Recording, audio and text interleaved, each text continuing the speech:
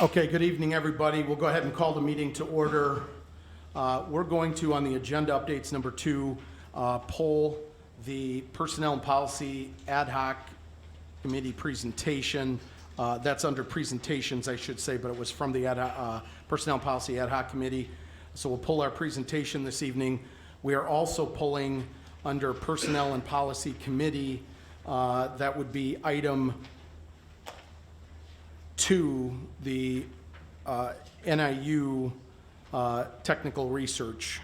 So we're going to pull both those items. We are also going to move, if it works for the board, we're going to move the Operations Committee report to the second report after Finance this evening, because they have an item that's back for discussion and consideration that has some folks from the community here. We'll move that to our second committee report.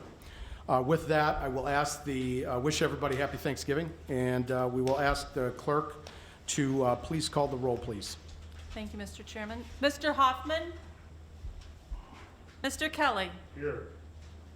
Mr. McDonald? Present. Mr. Neighbors? Here. Mrs. Red? Mr. Salgado? Present. Mr. Schultz? Here. Mr. Tassoni? Present. Mr. Webster? Here. Mr. Westcott? Present. Mr. Arena? Here. Mr. Billich? Here. Mr. Booker? Present. Mr. Boomer? Here. Mr. Butita? Here. Mrs. Crosby? Here. Mr. Fellers? Here. Mr. Fiducia? Here. Mr. Gurl? Present. Mrs. Gorl? Present. I'm sorry, 2 absent, 18 present, Mr. Chairman. Thank you very much, Clerk Amount. With that, I will ask everybody to stand for the invocation and pledge, and I will turn things over to Mr. Fellers. Mr. Fellers. On the eve of this Thanksgiving, let us give thanks for those of us who watch over and keep us safe, our public safety officers, our firemen, those who give service to the county, to the state, and to our nation. And let us not forget those who in this time do not have a bounty of plenty and who are cold and alone. Let us keep them in our thoughts and those as well. Amen. Pledge allegiance to the flag of the United States of America and to the republic for which it stands, one nation, under God, indivisible, with liberty and justice for all.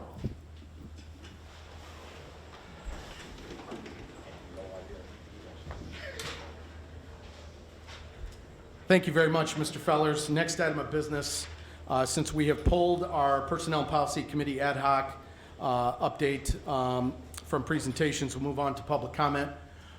We have 2 speakers this evening, Marcia Gomez and Justin Zog. I'm going to ask Marcia to please come on up here to my right, your left, and the topic, I believe, was regarding the last board meeting.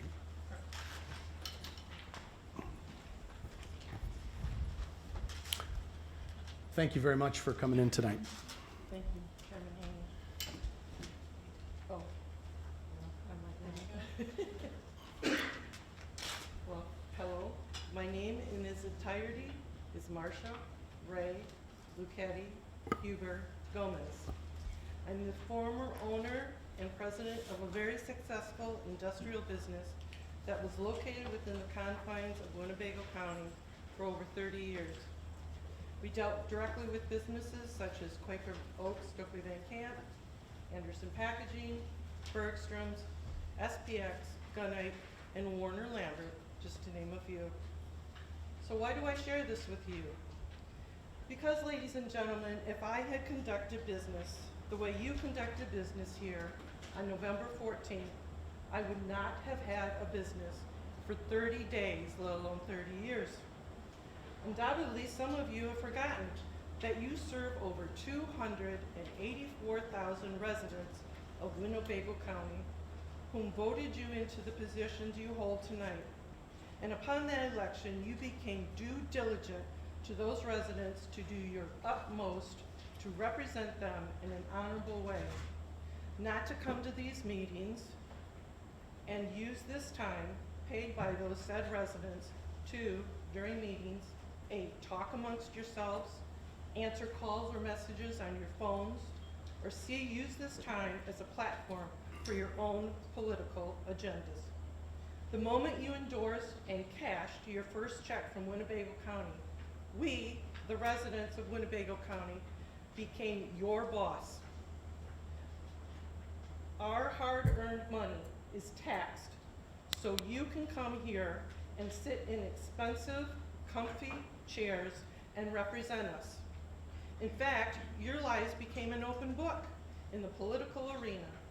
So ladies and gentlemen, if I or any other resident of Winnebago County should ask you a personal question which concerns your dealings within your office as a board member, guess what the wrong answer is?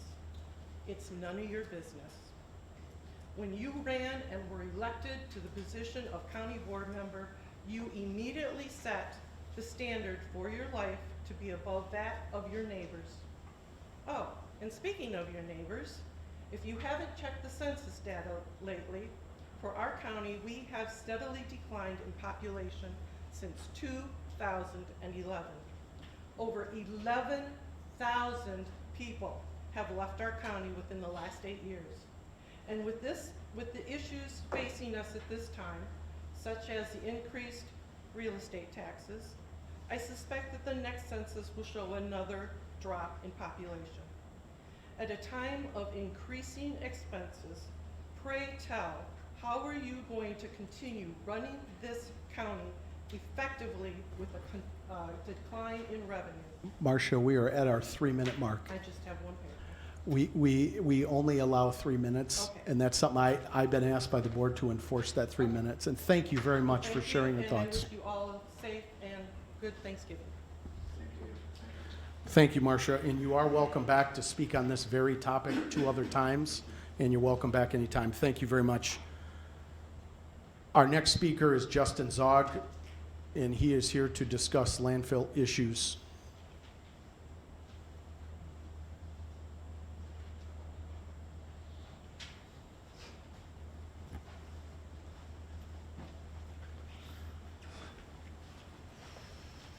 It's getting familiar up here. Well, I promise you guys tonight I'm not here to yell at you. I know that's a change in the way the history's been going. But one, I want to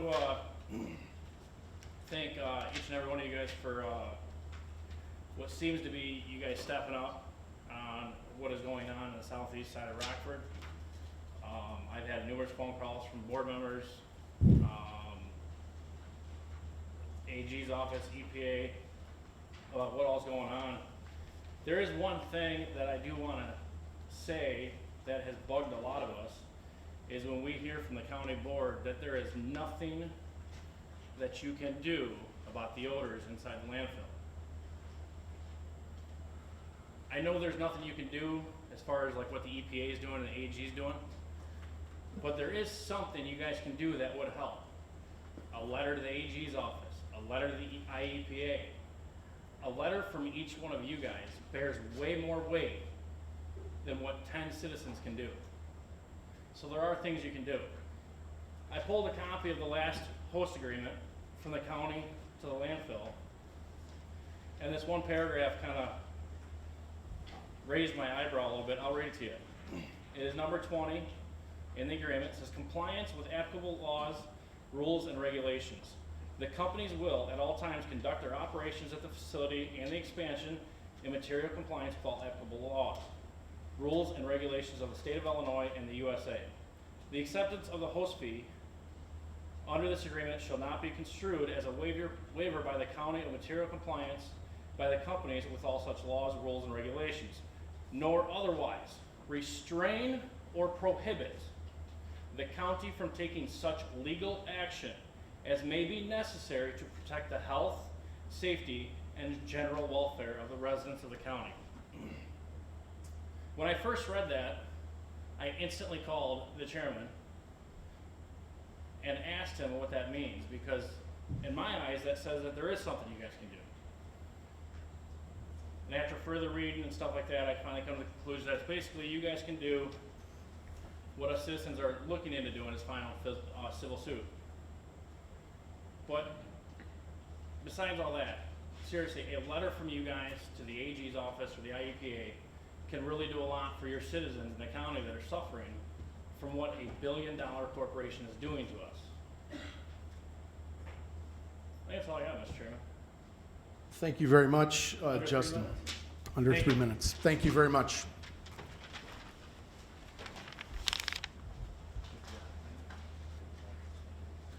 Our next item of business is board member correspondence. Any questions or comments specifically by board members? Mr. Butita. Thank you, Mr. Chairman. A group of board members and myself requested of your office several weeks ago that you formulate a resolution for us to submit to the board for consideration regarding the executive form of county government. And we'd like to know what the status of that is. Thank you, Mr. Butita.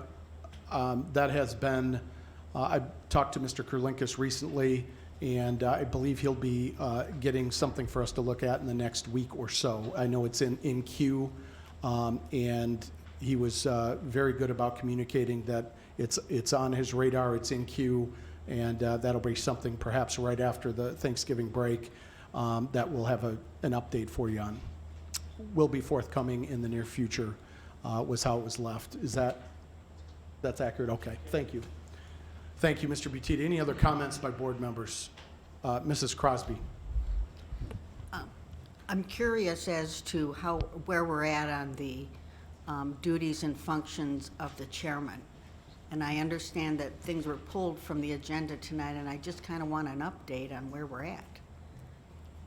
If it's okay with you, Mrs. Crosby, I'm going to refer that question to Mr. Fiducia when he gives his committee report. If that would work for you you have a committee report tonight and another action item. And perhaps at that time it might be, we could ask a few questions around that topic. Does that work for everybody? We can do that, but it's pending a litigation, so I'd like to refer that to the state's attorney before I make any commitment. Okay, well, I guess we get that if it's okay with both of you, we could circle back on that at the committee report time and get that at that point. Thank you very much. We will definitely make a note to come back to that. Any other comments by board members? Seeing none, we'll move on to the chairman's report. I do have a couple of items. Landfill update. Obviously, it's been a topic of discussion.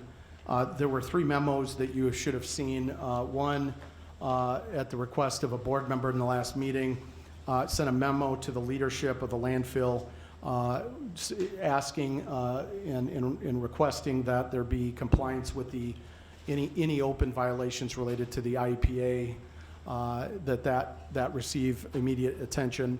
The second was communicate with our state partners, including the governor's office and the IPA and other state partners related to just the go forward. And one of the things I guess I'm open to feedback from anybody on the board or off the board is just for context purposes.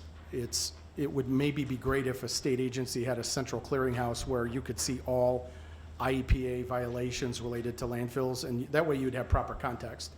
And that way you're not chasing down information and calling state agencies. There's maybe a website where you can go and click and just understand where things are at. So there's proper context, and proper context is fair to everybody. We don't want to be unfair to our private sector partner. We don't want to be unfair to residents, but it might bring awareness and understanding with maybe a disclosure process that shouldn't be very cost prohibitive at the state level. But there was communication with the state partners. The third, there was a request regarding a public hearing regarding an open item, and I'll report back if there's anything related to that. There's 5 items that I continuously hear about. If I'm missing one, please feel free to bring it to my attention. One is odor, the other is IEPA violations. Third is the litter item that we talked about in pretty good length in the spring. When there's weather, obviously mud on roads was a communication I received from a business owner out that way. And the last, obviously, is the permitting process that has been handled with Dr. Martell's waste hauler ordinance that is up for discussion again this evening. Those are the 5 issues I've heard about. If any time offline you want to follow up and say you're missing one, I'm all ears. Let's add it to the list and work through those as we go forward. I did receive a couple letters from a particular business owner that I believe you did as well. And if you have any follow-up on that, I'll be following up with that individual, but any feedback you have on that item, that's been emailed to all of your inboxes. The second item I have, very quickly, in your packet, your big, large, oversized packet, there's a couple-page item from DeKalb County related to their map process when they do their post-census drawing of political maps. They've done what I'm just saying it for the second time, and I'm just asking board members, I have a copy of what they do at DeKalb in your packet. Take a hard look at it, especially our zoning people. We have a good zoning committee that has really good experience at dealing with zoning matters. Take a look at it, and if you like it, let's talk. If you don't like it, let's talk. But it's about the idea that when we go to draw the political maps for Winnebago County post-census, that we do what we want our state partners to do, I believe, is take the politicians out of drawing the map and let it be drawn in a manner that is most reflective and best serves the community. That's in no way a shot at anybody in this room or any other elected official, but other states have taken politicians out of drawing their state maps, and DeKalb County has done that with their elected officials drawing their county board district map. And I think that's a good way to lead by example. But take a hard look at it, be critical of it. We got time, but I'm just curious what your feedback would be. Third, I just wanted to ask the clerk just to give us a very quick recap of the petition, election petition process, what's going on in your office related to filing. Okay, thank you, Mr. Chairman. I just want to let everybody know that the filing period for local candidates started in our office yesterday morning, Monday, November 25th at 8 a.m. That does end next Monday at 5 p.m. So you have 1 week to file your petitions. And I want to remind everyone that Thursday and Friday, our offices are closed so we can observe the Thanksgiving holiday. We currently have 5 positions that we will need to hold a lottery for to determine their placement on the ballot. And what that means is if more than 2 candidates from the same party file at the same time for the same position, we hold what we call a lottery. And that will be determined by pulling numbers basically out of a hat. And the lottery will be scheduled for Monday, December 9th at 9 a.m. And any of those, in those 5 races at this time that are involved in the lottery will receive a letter in the mail. So they will be notified of the lottery. If you did not make this particular round and you still want to participate in the election process, anybody who is interested in running as an independent, you may do so. And the filing for that is next summer. It's June 15th through the 22nd. But to find out when you can get signatures, when you can file those petitions, more of those details, please feel free to contact the elections office at your convenience. Thank you, Mr. Chairman. Thank you very much, Clerk Gumau. The next item I had quickly is the item before the board tonight related to body cams. I do know that in the last 24, 48 hours, there's been questions about the procurement or selection process. I do know Ann Johns from our purchasing department is here and could at least speak to the facts, nothing more than the facts, but just the process that she's helped work with the Sheriff's Department on the actual step-by-step process. That's not by nature endorsing the process or not endorsing the process, just getting clear on the board floor what the actual process was, in which you guys can have your discussions and follow-ups. So I would just ask when we get to that point in the motion and second under finance for the body cams, we allow Ann a quick minute to give an overview on that process. Lastly, there's been a discussion that's come up at the committee level, joint committee level, and it's come up on the board floor at least once, is this May 2nd closed session item. I'm not going to belabor it, but I would just encourage that committee or those committees to move past this, get those minutes out and the recording out and past us. I don't want it to serve as a distraction. I concerned it has become a distraction in that process, and I think that it is not the intent of anybody to not share information, but I do think we're better served by moving past that and getting that out and behind us. With that, I'll move on. I have no other items on the chairman report. Yes, Mr. Webster. Yeah, thank you, Chairman. I didn't want to interrupt you there. I wanted to hear more about the landfill thing.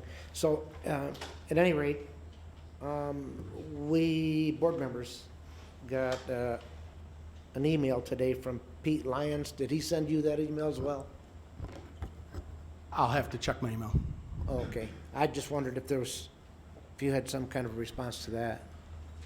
I haven't seen an email at this point. All right, he's saying in this email that this company has a number of suggestions and ideas they believe could enhance the current ordinance and provide the necessary solution to residents, business, and county. Some of these suggestions and ideas are detailed in the attached discussion points, which we are more than willing to discuss with you. So perhaps if you didn't get this, perhaps I would forward it to you, and then maybe you could talk with Mr. Lyons and see if anything comes of that. Sure, yes, and just to be clear, I haven't seen the actual note, but I would be happy to read it if it came to my attention. And with your okay, I would also share that with Dr. Martell, whose health department created the ordinance, and it ran through the health department board, and share that with her as well. But thank you very much, Mr. Webster. I did have one quick other item on the topic that was requested by a board member, and I believe this came up in a recent conversation as well, is there's going to be a potential resolution. Some board members, one in particular, wanted to, they said, well, Frank, you sent a note regarding the compliance piece with the IPA, but I didn't get to say something, and I'd like to, as a board member, go on record on that. So there may be some discussion of a resolution around that topic in the near future. With that, that's all I had on the chairman report, and we can move on to announcements and communications. Clerk Gummow. Thank you, Mr. Chairman. The items listed below were received as correspondence. And we'll go ahead and place those on file. Next item, item 10, the consent agenda. May I please have a motion on the consent agenda? That includes the raffle report and the bills, the approval of October 24th minutes, and the layover of the November 14th, 2019 minutes. May I please have a motion? Thank you, Mr. Fellers. A second by Mr. Neighbors. We have a motion, a second on the consent agenda before the board. Any discussion by board members on these four items within the consent agenda? Seeing none, all those in favor signify by saying aye. Aye. Are there any opposed? Motion passes unanimously. Thank you very much. Next item of business, County Administrator's Report. Steve. Thank you, Mr. Chairman. I have two items that I'd like to bring up to the board. The first item is the county received the Government Finance Officers Association Certificate of Excellence for our 2018 financial report. We just received this this week. This was due to the excellent work done by Molly Terranoni, our Finance Director, and Lisa Ilanardo. Yeah, close. We've been receiving this report, or this award, for the last 39 years, which tells us that, you know, what we report to the public, and that is, and it's reviewed by our peers and so on, is something that you can be proud of. So I guess I'd like you to recognize Molly for her hard work. So.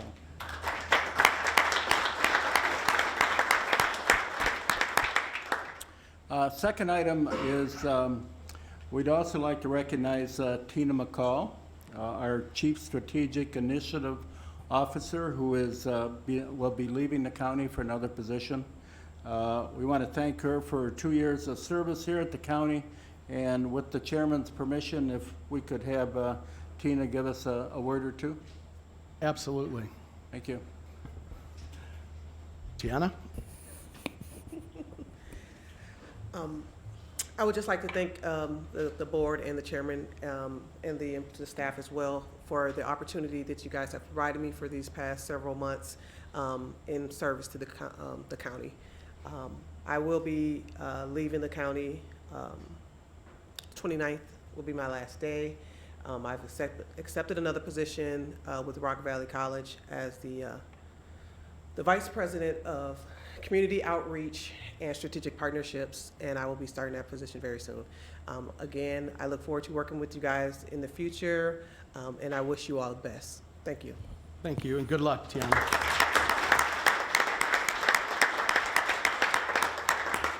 Great job. Anything else, Steve? No. Thank you very much. Any department head updates? Joe? Thank you, Mr. Chairman.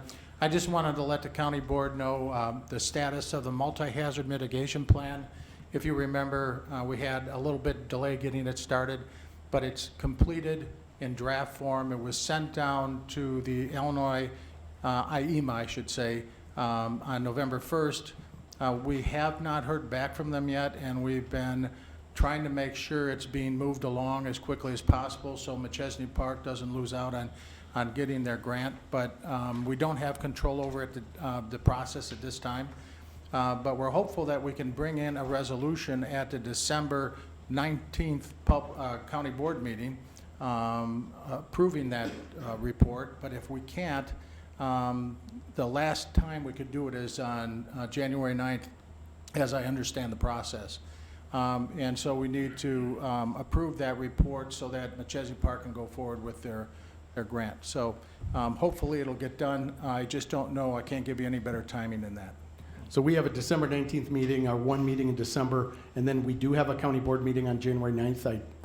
Well, I'm just looking ahead. I actually didn't read when you had them scheduled, but I believe it's January 9th is the next one. Okay, and the deadline, the drop dead?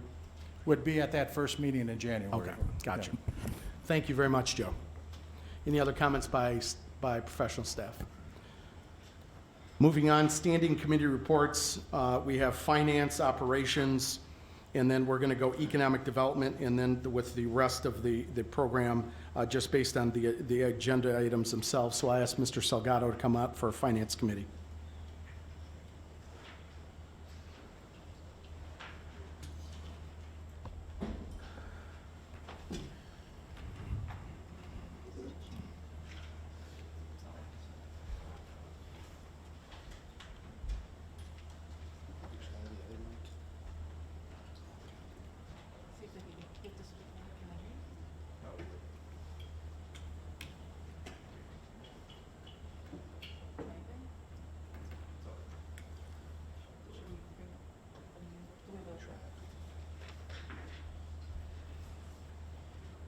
Thank you, Mr. Chairman. We have 5 items tonight that we need to go through tonight.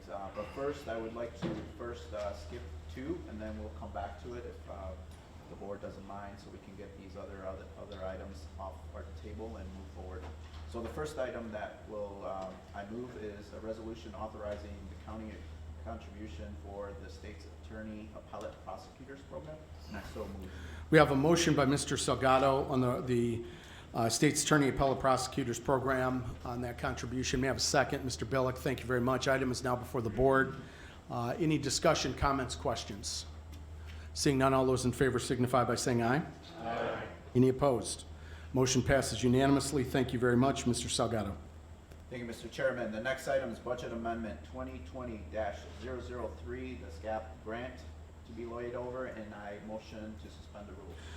Thank you very much. We've got a motion to suspend the rules by Mr. Salgado, which will allow us to take separate action this evening. May I have a second on his motion to suspend? Mrs. Crosby on the second, thank you, and Mr. Gurl. The item is to suspend the rules or not. Before the board, any quick discussion?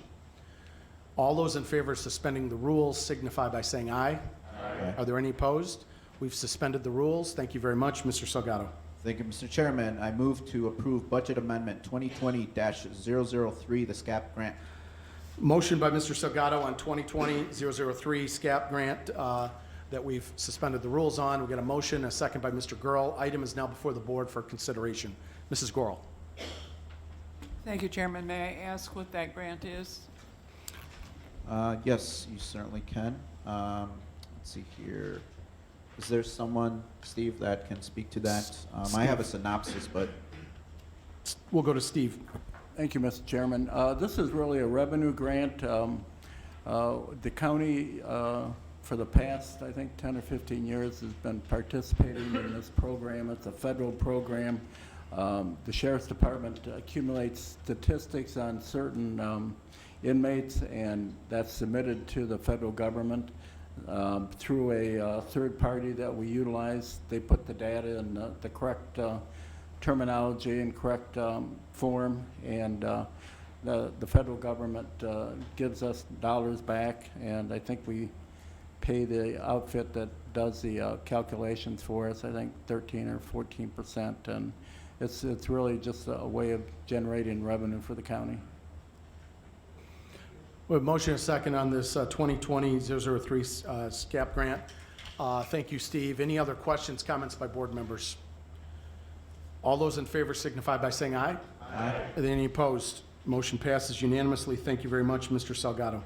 thank you, Mr. Chairman. Our next item is Budget Amendment 2020-004 Sheriff's Department Grant to be laid over, and I move to suspend the rules. We've got a motion by Mr. Salgado to suspend the rules on 2020-004 Sheriff Department grant, a second by Mr. Westcott, as well as Mr. Gurl and Mr. Kelly.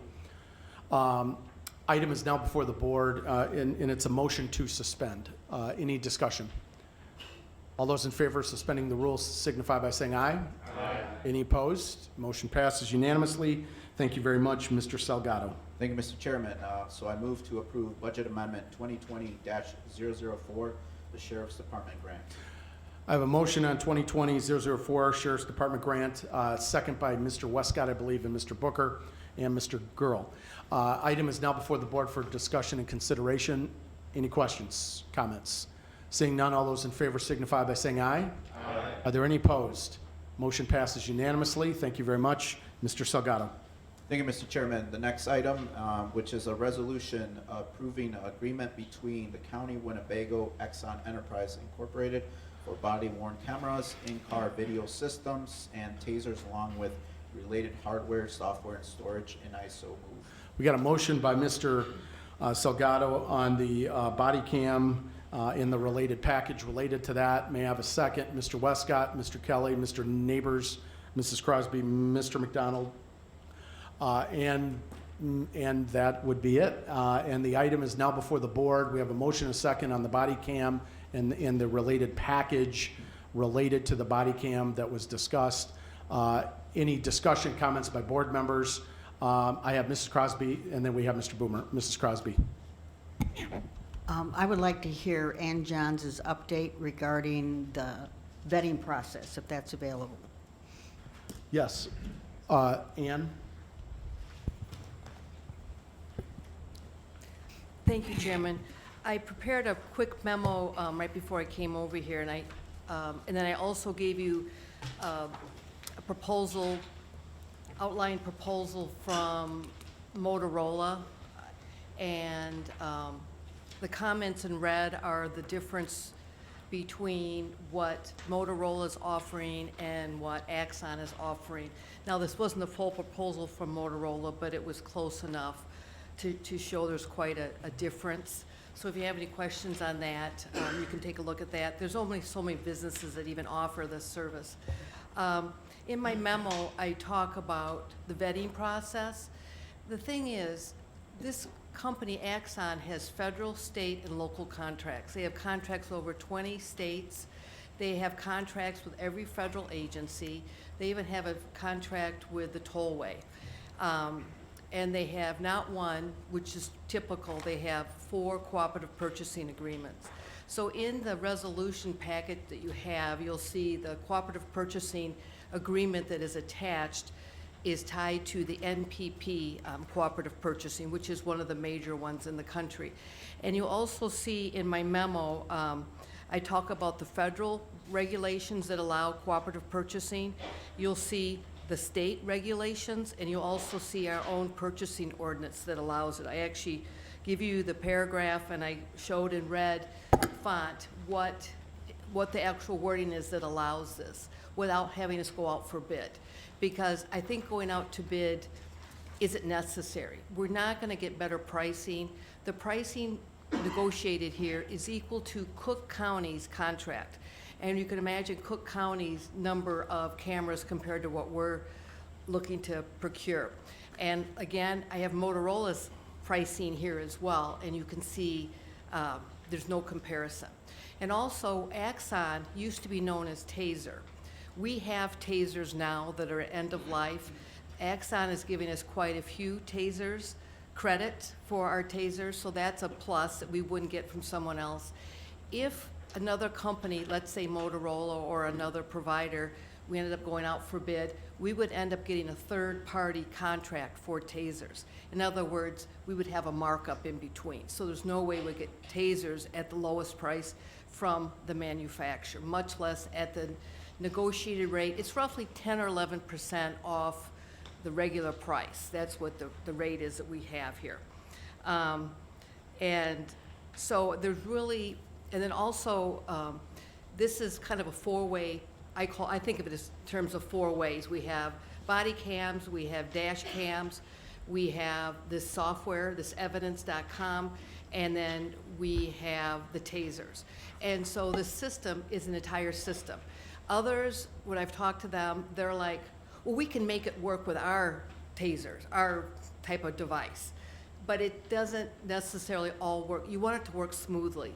And those of you that were at the board meeting when they did a presentation, and they showed how an officer, the second they pull the regular service revolver, the body cameras instantly come on and instantly report back to command that they pulled their revolver.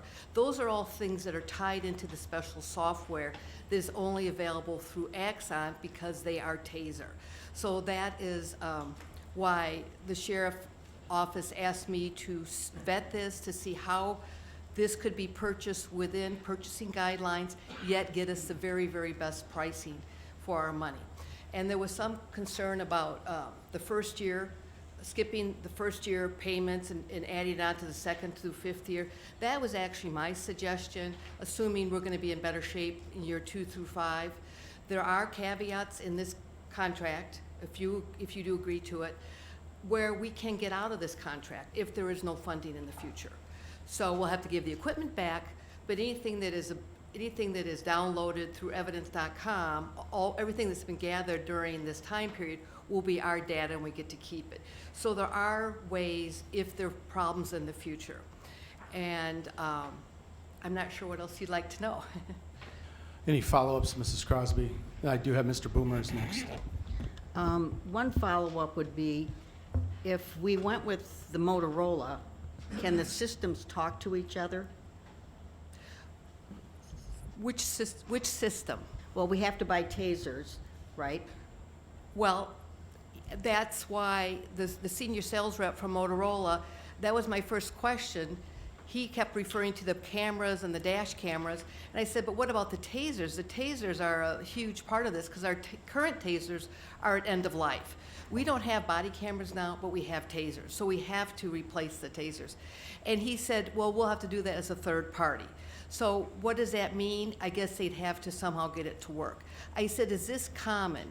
He goes, normally we just get requests for our cameras, not the whole package. So he didn't elaborate more than that, and I didn't ask for more than that. And then I forwarded what he provided to the sheriff's office for their consideration. So that's good, thank you. It's such a technical, you see the length of the contract. It's a very technical product, and I'm just know what I know. Thank you. Sure. As a follow-up to Mr., I think I saw the hand go up to this specific issue only, Mr. Carner? You know, we have Kelsey Donahue from Axon here, and we could address the technical. If allowed, I can talk to the systems communicating, but I don't want to step in if I'm not able to. The specific question that Mrs. Crosby had. Question that she had, yes. Yes, go ahead, ma'am. Okay, can everybody hear me okay? Yeah, okay, I'll talk really loud, is everybody good? Send it down So the systems for Axon are designed from the ground up, they're actually built in-house. Thank you.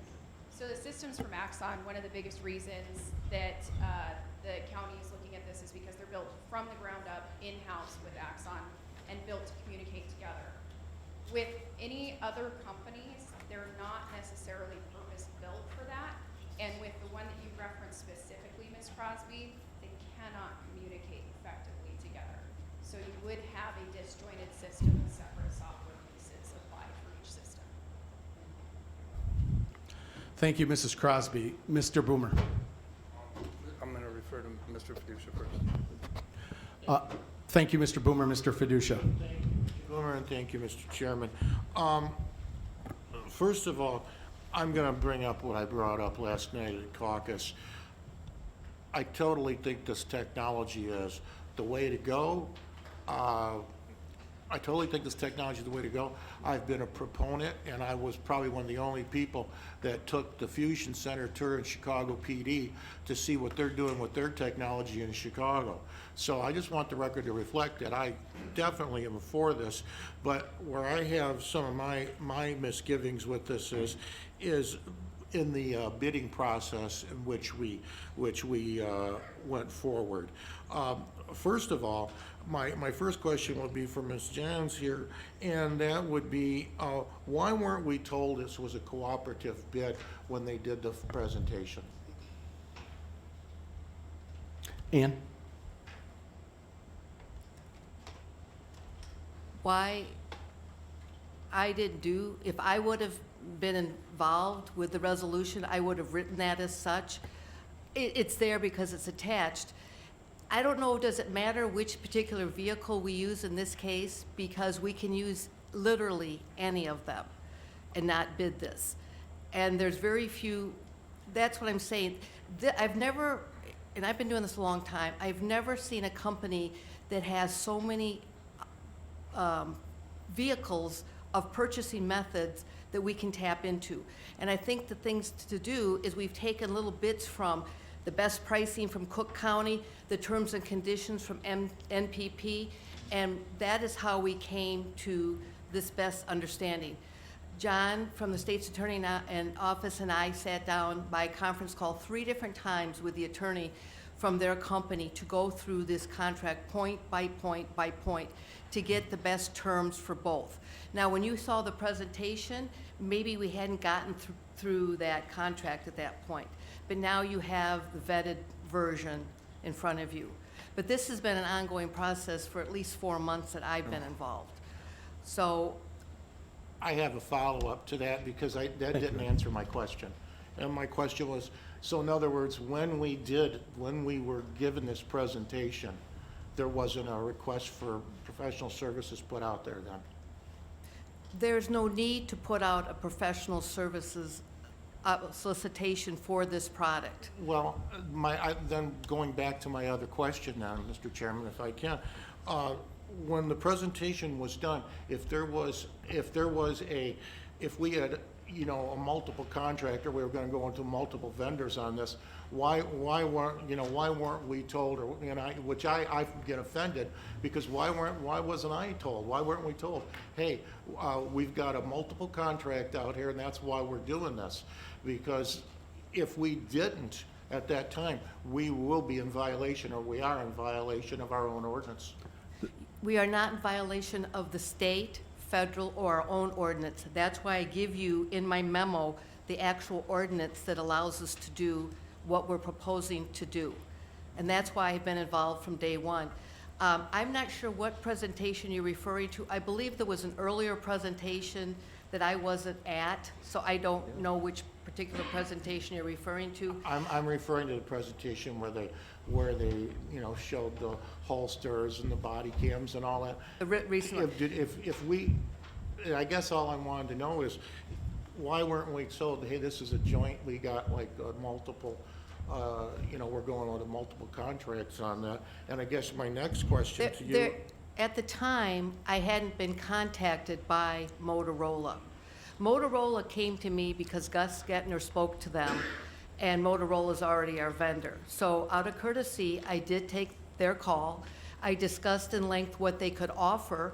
He and I both agreed that they couldn't even offer everything we're looking for that I was told we're looking for. All I can do is go by what the department asked me to assist them with. And like I said, I've never seen such an opportunity like this to give us the best of everything. And how are we gonna get the systems to talk to each other? And we really want this evidence.com, and we really want tasers. So we could call it a sole source. That's never a fun thing to do when we're at 2.4, 2.6 million. So we're doing it as a joint purchasing. And I've also had other vendors call me that also offer a different type of taser weapon, but they're not a taser, but they're a one-shot versus a two-shot. I get calls all the time from vendors, and I put them on our bid list as needed if we ever do go out for bid for these type of things. But in this case, we're not violating any ordinance that I know of, and I've been doing this for over 30 years. So I'm sorry if you feel that we are. Well, it's. Just to follow up to Mr. Fiducia, go ahead, Mr. Fiducia. It's not, I felt like that should have been brought up to us when this presentation was done. I'm gonna go through some points, and if you can reflect on any of these points. First of all, you've said in your professional opinion that you feel we're saving money, so I'm good with that. What I need to know is, how much more in funds will IT need to implement this? So we're talking $465,000 in the first year. How much will IT need to be implementing this? I'm not dealing with that portion of the project, so I'm sorry, I'm not, that would be a Gus Gettner question. I was just asked to look at the purchasing method, the procurement vehicle that we could use to purchase this product, this particular project. Just like when Tom Klein comes to me, I went out for bid. Today we had a bid opening for one of his projects. I do the best I can do for that department, the way they want me to procure something. I try to find the best method. As far as the infrastructure, that's a good question. I think Gus did discuss that, and maybe Mark might have some more details than I do on that. Thank you. Thank you, Anna. I'm going to look to Steve or Mr. Salgado.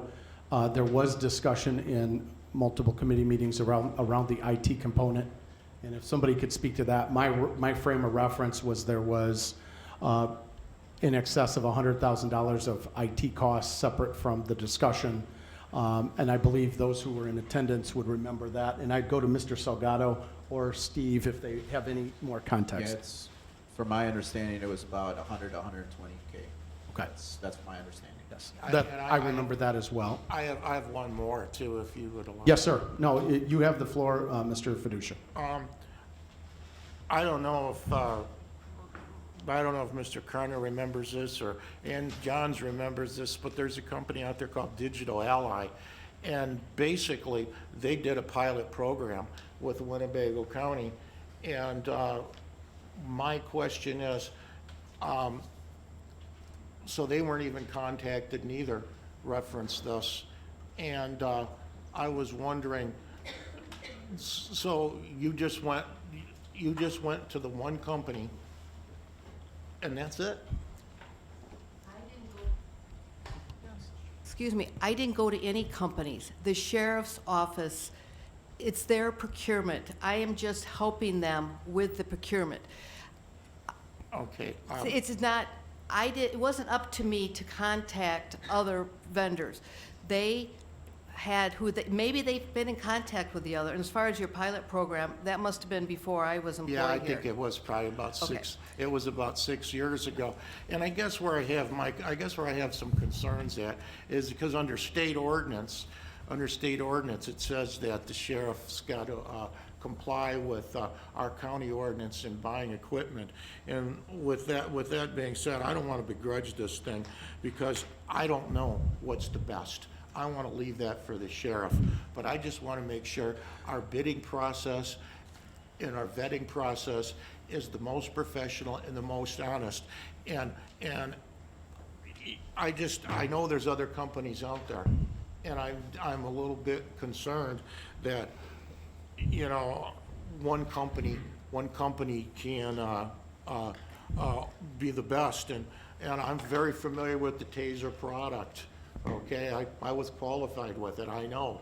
But I guess what I'm looking at is there was other companies out there, and I just feel that we need to look into this a little bit more, so I'll, Mr. Fiducia, I want to get to your follow-up question. I've had Mr. Carner in the back who was involved in the process, I think from the beginning, obviously, with the Sheriff's Department. He wanted to speak to that as a follow-up to Ann. Because you asked the question, as a follow-up, I want to get you the information, and then we'll move on to our next question. Mr. Carner's coming up. And again, the specific question is related to the process, the procurement process, the selection process. Speak to that microphone. Could you jump in at a microphone? Is that okay? Nobody's ever accused me of not being able to be heard, Mr. Chairman. I'm not getting on the mic. All right, thank you very much. I think that helps the person doing the minutes on the backside. To answer your question, Mr. Fiducia, this proposal is the culmination of about 8 months worth of work. We began studying this in the spring. We conducted 2 site visits in 2 different states on systems that do reporting to the Axon system. We've conducted countless meetings with representatives from Axon.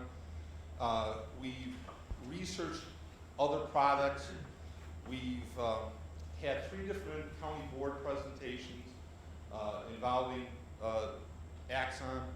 We talked to other vendors. We reviewed the Motorola proposal. And the bottom line is there's a reason why a county the size of Cook County went with Axon.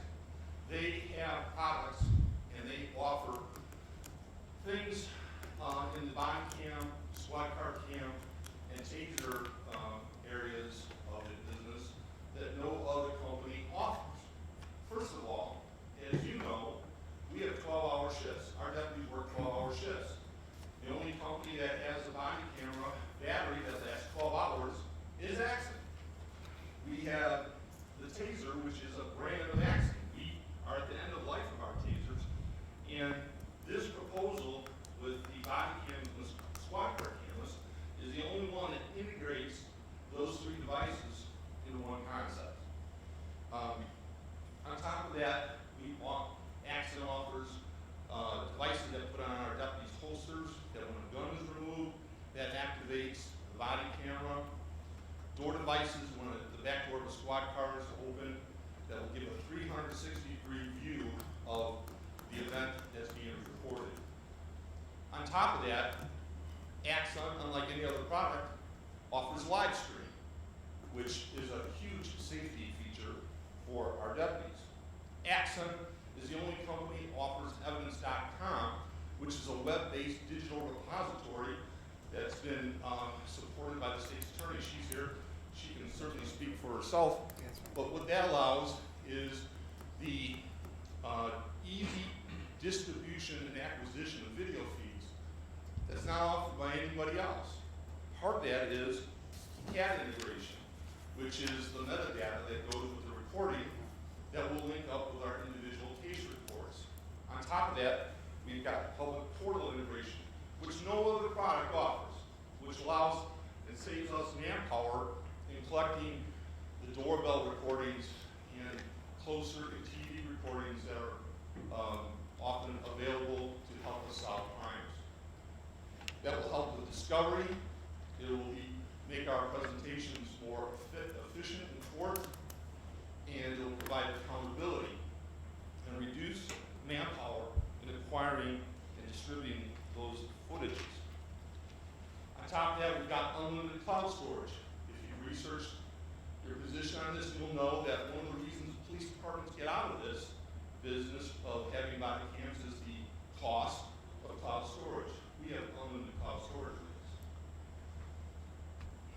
On top of that, it has, we use artificial intelligence, or Axon uses artificial intelligence as part of this redaction tool. Another negative feature is with Freedom of Information Act requests that are time-consuming and burdensome to agencies. And the reason why they're time-consuming is we have by law certain responsibilities in redacting the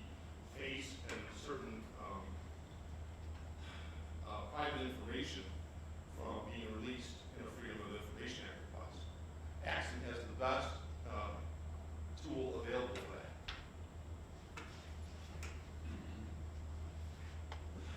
For refreshing hardware, our body cams under this proposal are refreshed after 2.5 years. The squad car cams after 5 years.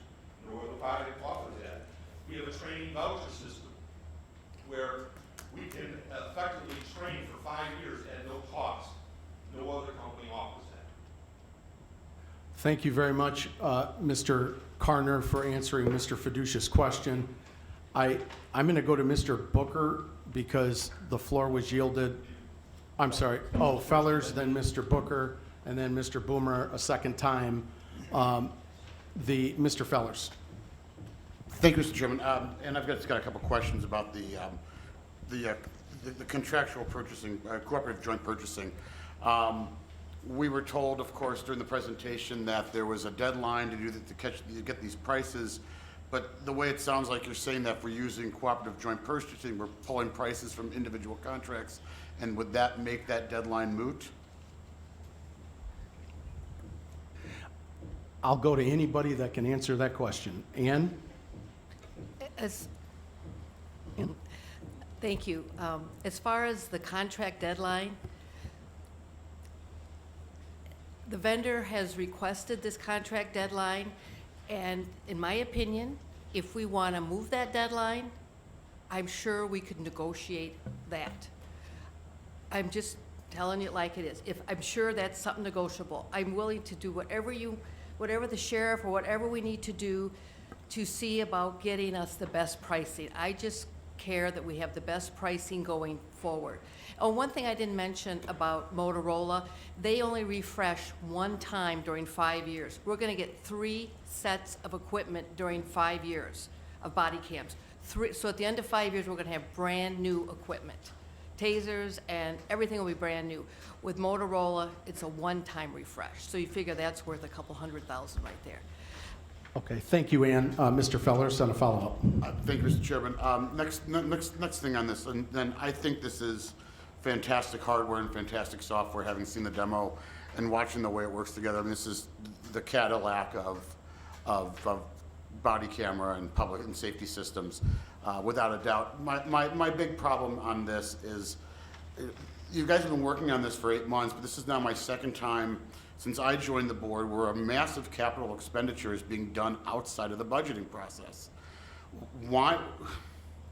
We did this with Starcom radios 3 years ago, right? Where we passed the budget and then spent $5–10 million on radios. What's the point of having a budget if every time we have a big expense, right, it completely ignore? We're sitting on a $700,000 budget deficit at the moment, and while there are no costs in the first year, right, this is something that's been in the works, as you said, for 8 months. Why was this not budgeted? I mean, number two, we knew that our tasers were reaching their end of life. Why was replacing those not budgeted? I don't need an answer on this, but this simply goes to process and procedure of how this county board spends taxpayer dollars, right? Every time we put another budget amendment out there, it takes that budget deficit that we have, $700,000 now after our last few payouts for lawsuits, and adds another $500,000 to the $300,000 to it. If we can't plan how we spend our money, we will continue to spend more and more and more and more. And we got to stop. We have to stop doing this. I am going to support this, and I'm going to have to hold my nose doing it. You know, and it shouldn't be that way because this is something our safety officers need.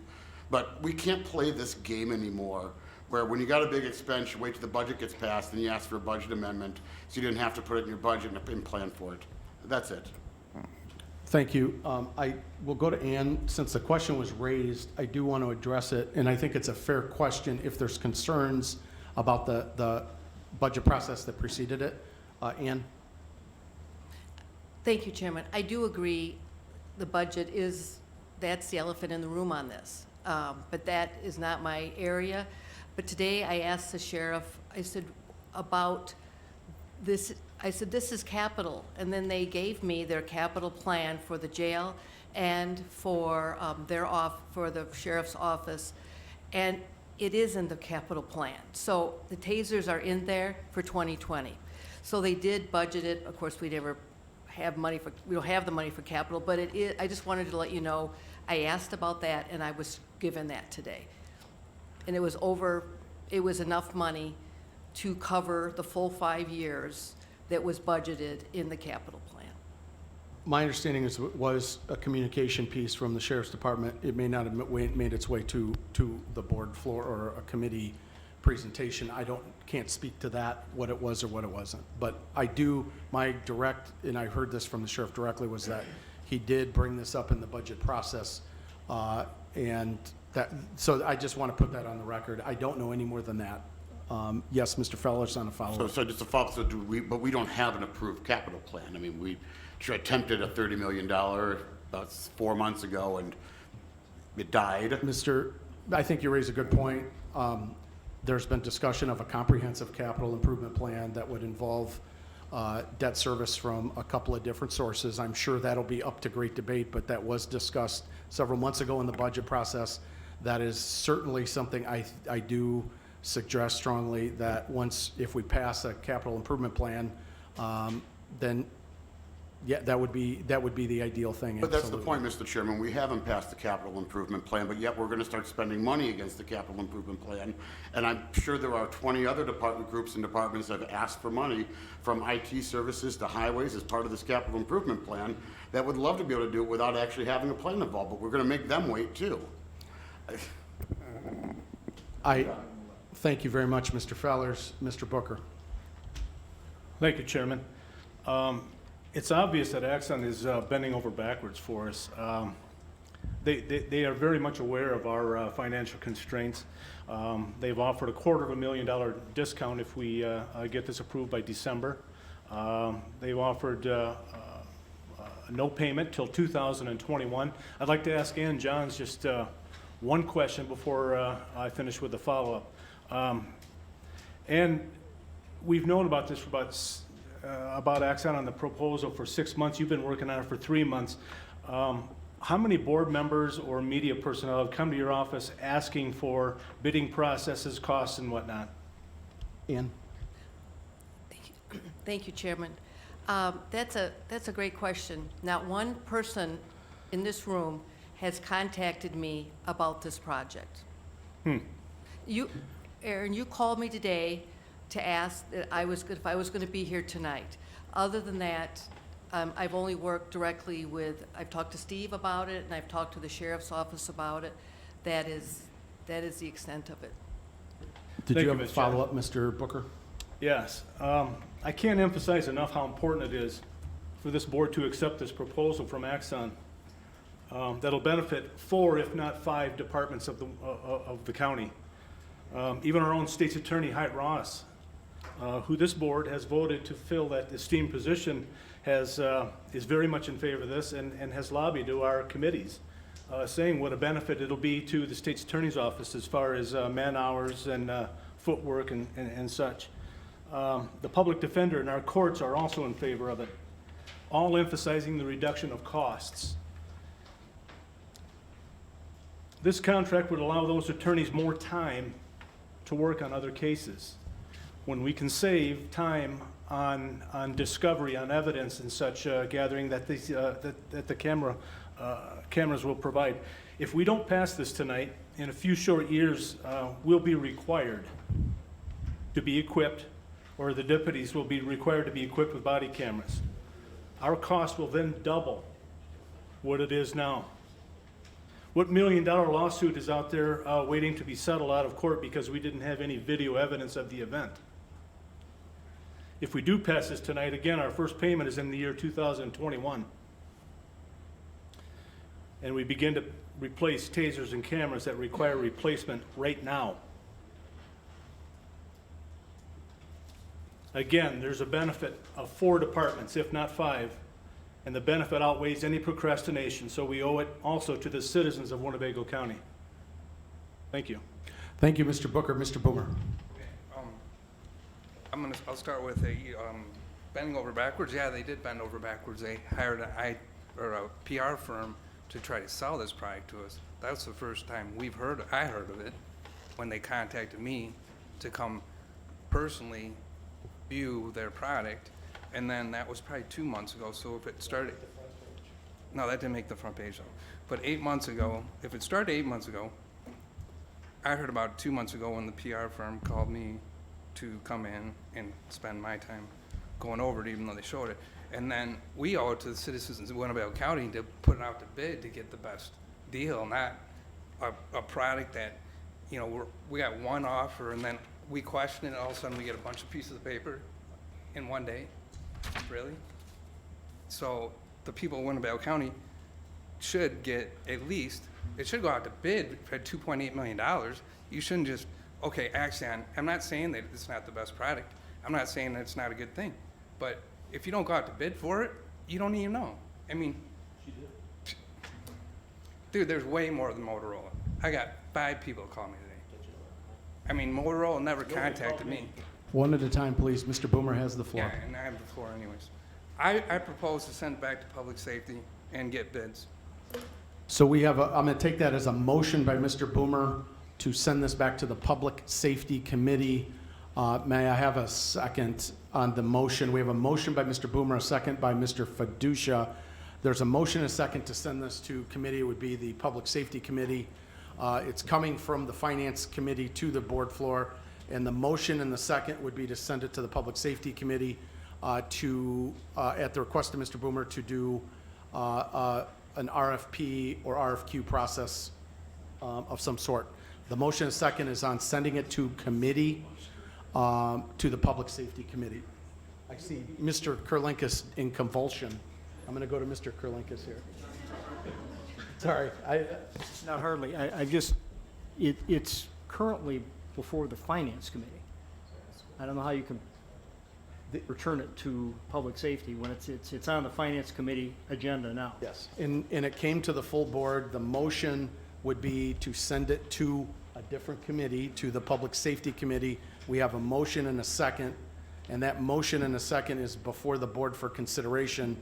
I'll allow that because it's clear to me what Mr. Boomer wants, where he wants it to go, and why he wants it to go there. And so this motion and the second is to have it go to Public Safety Committee. Is there any discussion about the motion and second to send it to the Public Safety Committee? Mr. Arena. Thank you, Mr. Chairman. So if there are bids that we've already received, then this process of evaluating in public safety can just be a matter of us reviewing bids that have already been obtained, or are we, would we be required to get new bids by this action? To be very clear on the board floor, and I'm sure I will be corrected quickly if I'm wrong, the process at this point, the motion in the second would be to call for an RFP process. That's what Mr. Boomer said. It would go to the Public Safety Committee, but then a call by Mr. Boomer is, in conjunction with that, is there would be a RFP process conducted. That's what I heard from Mr. Boomer. That's what was seconded by Mr. Boomer said. Mr. Boomer just assigned it to committee, not asking for a process. He just assigned it for committee. To be clear, I heard RFP process, and I want to be clear as well. The motion, the second, as I understood it and repeated it, was that it would go to committee. There would be an RFP process. I apologize if I have it wrong, but let's be clear on the board floor. That's what I understood it to be. I didn't hear for it to go to committee for more discussion. I heard for there to be a resulting process to follow that. Mr. Boomer, I'll let you clarify your motion, just so we're clear. I'm not trying to steer it. I'm just trying to make sure I'm clear with your wishes. Yeah, yes, you're correct. Okay. You're correct. Okay, your wishes would be that it would go to the Public Safety Committee, and what was motioned and seconded is that it would go to the Public Safety Committee with the direction that there would be a resulting RFP process, that when complete, it would come back to Mr. Booker's Public Safety Committee and then discussed. It would come out of Mr. Booker's committee at some point back to this board for approval or consideration. That's my understanding. Mr. Boomer shaking his head yes. So again, I am not trying to fence with you. I'm just trying to make sure I'm clear with the wishes of the person making. The point of order is that the committee chairs set their own agenda, that while we can assign something to committee, we cannot direct action for the Public Safety Committee. There's such, Mr. Booker could do as he pleases if this thing does get sent to him. That's my point of order. Okay, I will take that. We've never had a problem yet. I'm technically a committee chair, correct me if I'm wrong, Mr. Kalinkas, but committee chairs can set their own agenda. I've never seen a committee chair refuse to accept something sent by the board. I'm not saying it will be sent, I'm not saying it should be sent or shouldn't be sent, but if it's sent, I haven't seen that being a problem.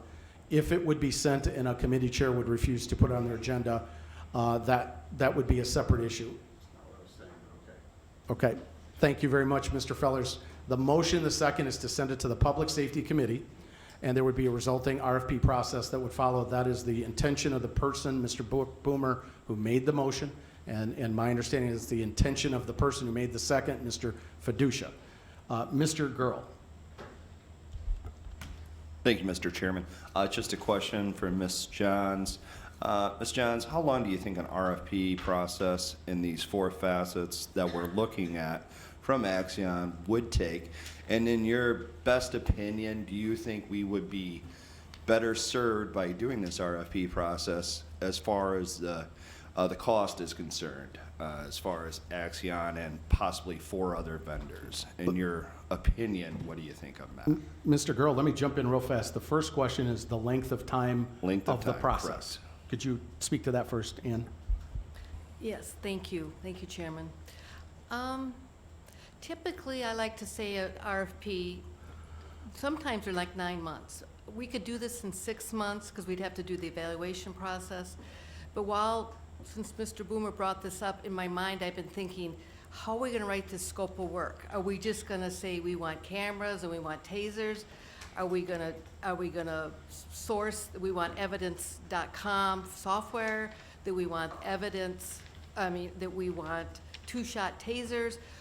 What specification, that's my concern, is what specifications are we going to do to get proposals? If our specifications are so limited, like what the sheriff is currently requesting, and to get credit for the tasers we already have, no one's going to bid it except Axon because it'll be too restrictive. And we find that quite often.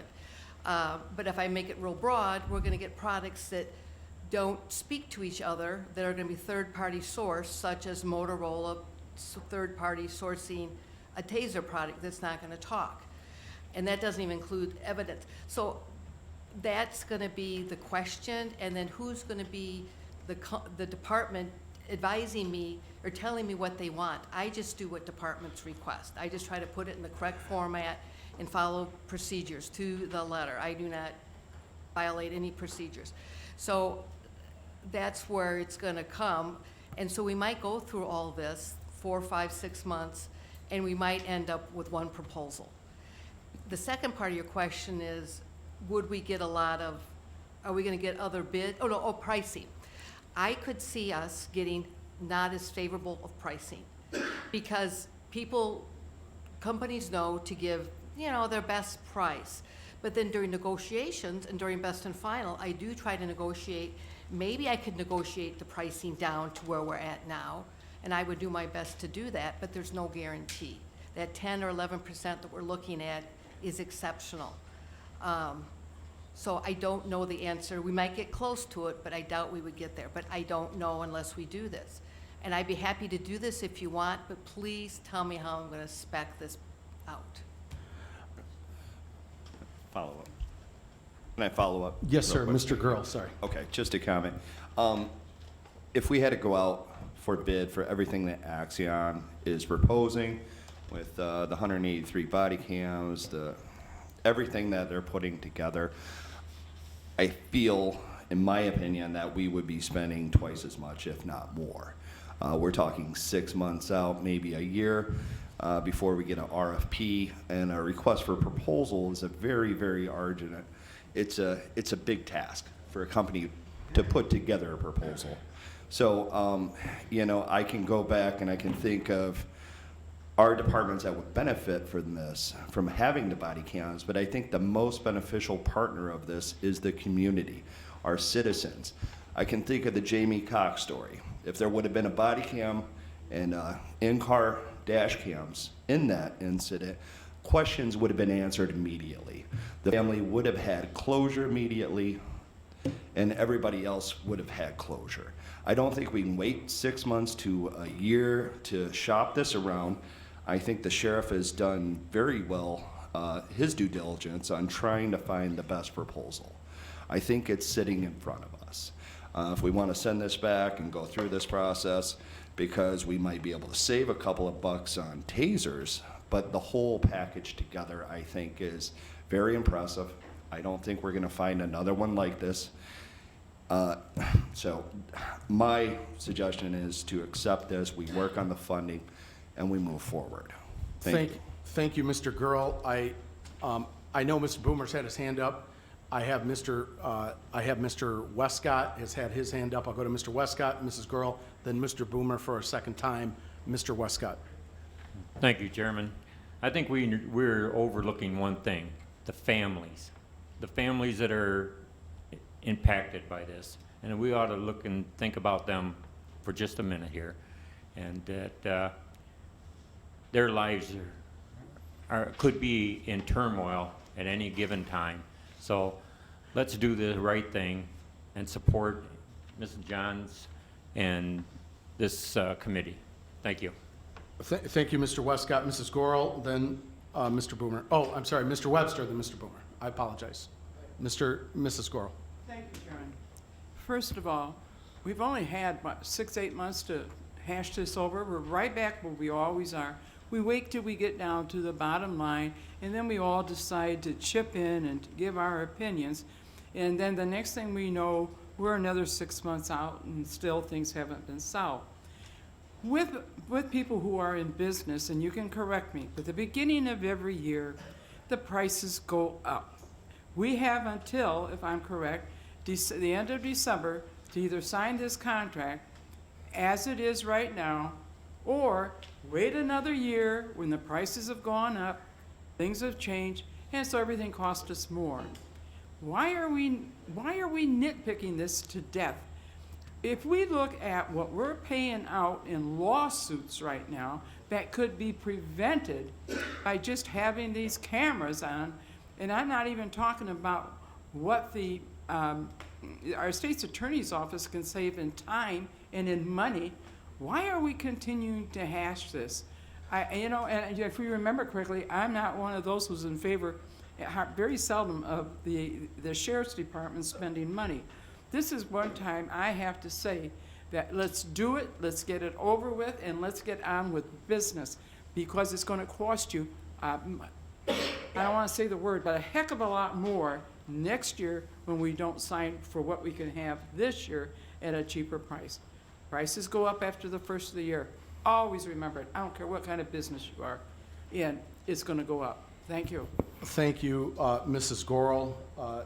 I'll go to the state's attorney. Thank you, Mr. Chairman. I've been referenced by several members speaking this evening, and because I have been very proactive in supporting this program, I am also understanding of the budget constraints that the county board works under, but I applaud the sheriff for spearheading this. This is, just so everybody, this is a comprehensive criminal justice program. Evidence.com, which is included in this program, is very expensive. I have several colleagues throughout the country that have Evidence.com. I've wanted to bring it into the office even prior to becoming state's attorney, but we did not have the funding. The other thing I'd like to reiterate that Mr. Booker touched on is this is going to happen, that body cameras are going to be mandated by the legislature. And once that happens, the prices will increase. Axon has worked with John Gilberti in my office on the contract to try to make the payments manageable for the county. I was at a presentation that they did at the Sheriff's Department, and I said to them, you know, it's a great program. I know the county board members will want to support it, but you've got to work with them because they do have substantial budget constraints. So I would just like to be on the record saying that I do support the program and applaud the sheriff for spearheading it.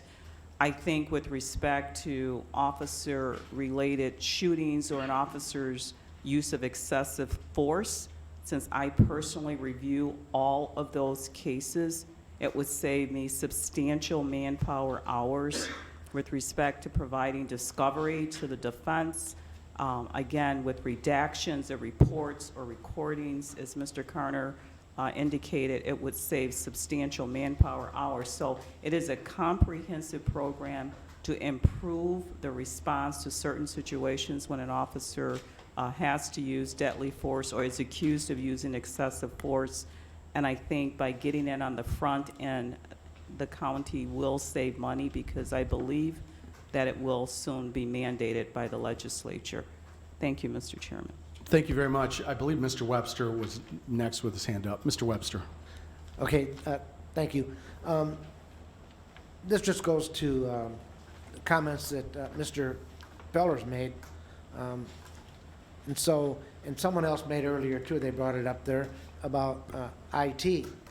And so it has been said that our IT department has claimed that it would cost $100,000 to upgrade the IT for this, okay? And I guess I just wonder, we talked about this quite a bit at length last night at caucus as well. And I don't think anyone in our room, no one in this room, I don't think, is opposed to this.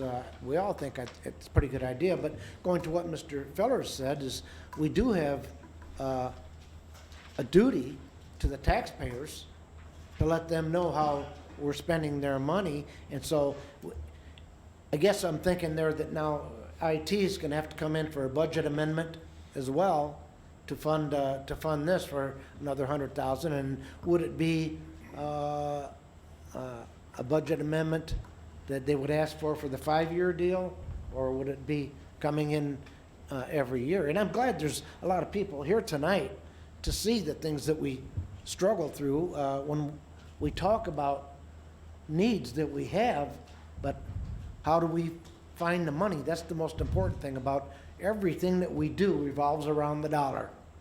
And so finding that money and spending the taxpayers' money is that should come into the equation somewhere there. So if our IT guy was here himself, he could be responding to it just as Ann is responding to it, because this affects her department.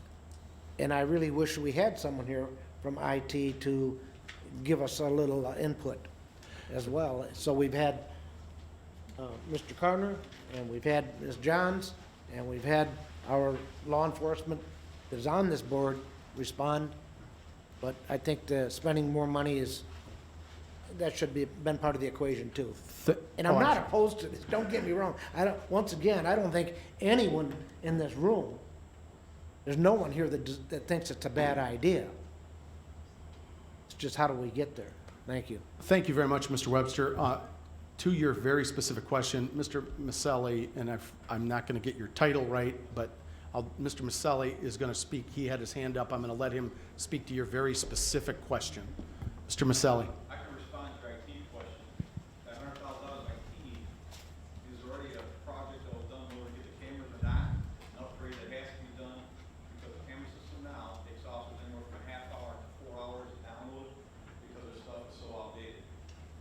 So that's already a project that is in the works, and the G-Tech computers at an additional cost, which I cut it down, $100,000 in savings from the original bid that IT gave, and we minimized what we needed.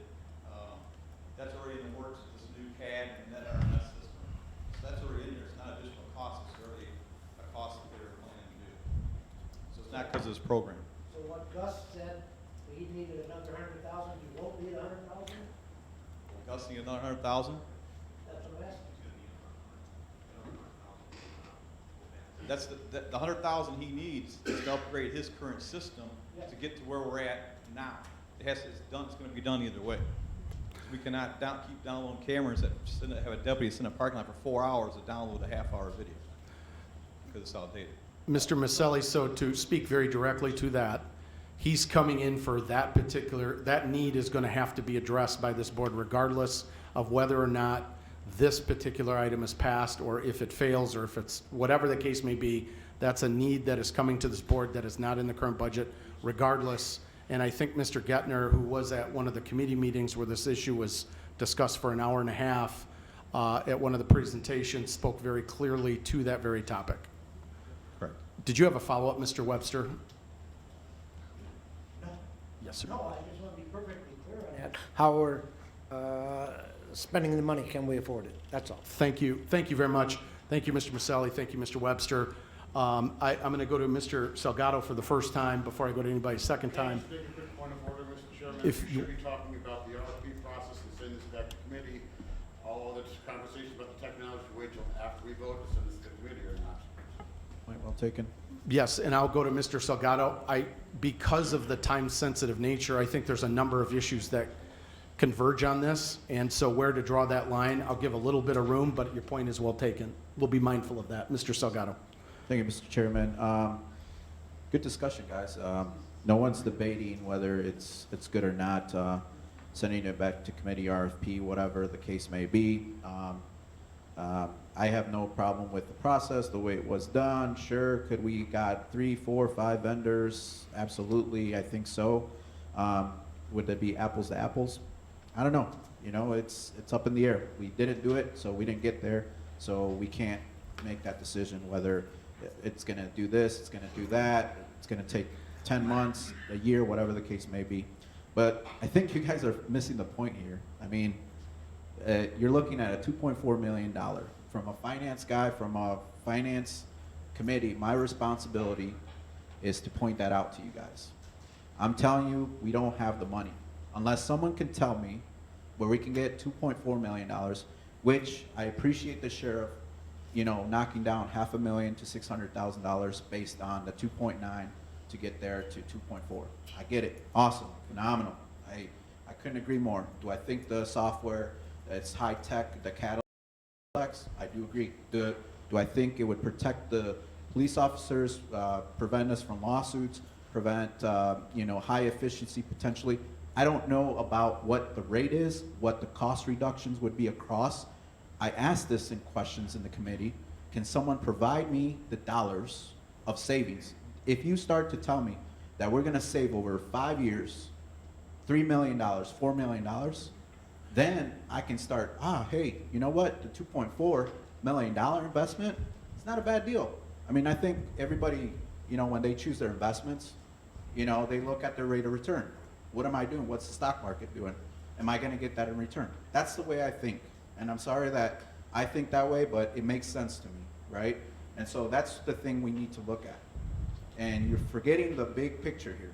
I agree. Do I think it's awesome, great tools to have? If I have the money, I'd knock out $20. Here you go.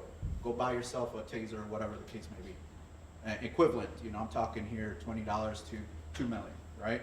If I have that, here you go. Go out and get it. We just don't have the money right now. And no one has come to me with the solution with the financing. I heard commissary. Everybody has this memo that, you know, I put on everybody's.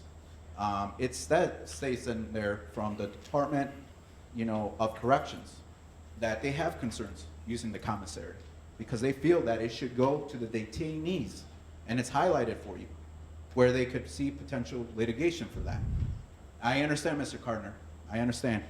So I'm just showing everybody what came from the Department of Corrections, their interpretation based on state statute. Now, we can argue here left and right. So what I'm trying to show you is there's this uncertainty of these funds.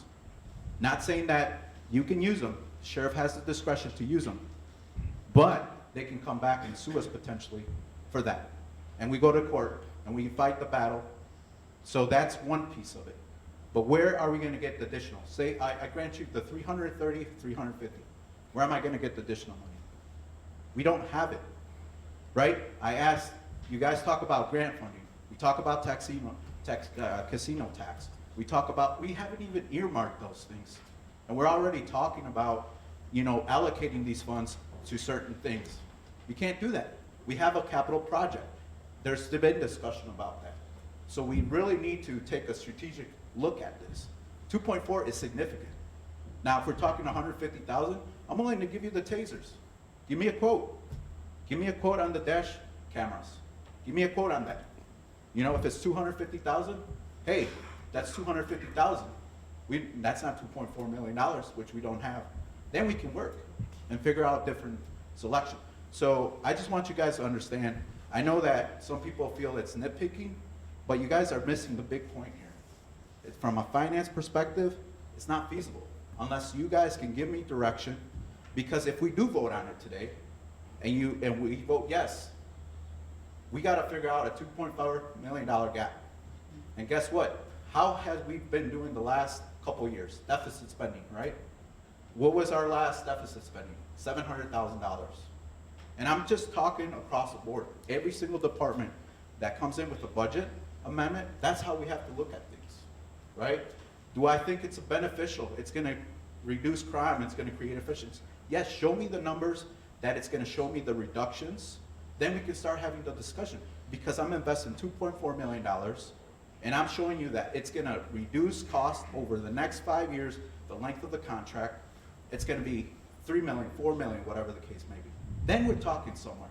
But nobody's giving answers on that perspective, right? We're just looking at it, it's a public issue. You know, it's going to make us safer. It's going to do this. I get it, 100%. No one's arguing that.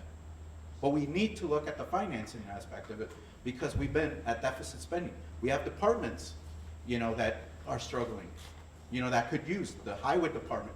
Whatever the case may be, we have a $30 million project that Mr. Chapman's looking at, what our past administrator has looked at, to try to get the next 5 to 10 years to get these things. Maybe we go back and dump it in there. Give what we really need right now, which are the tasers, which I hear, and that dash cams. Maybe we just look at that piece of it, you know, and tackle that piece, and then put that in the capital project. But I'm not gonna preach here and stand up here. That's why I haven't said anything. But you guys, I just want you guys to understand, it's a finance piece of it, right?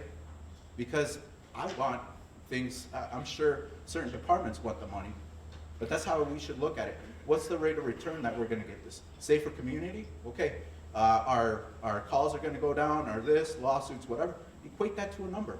So then we start looking at it, compare it, so then I can say, okay, well, in the next year, we can assume these reductions for the next years.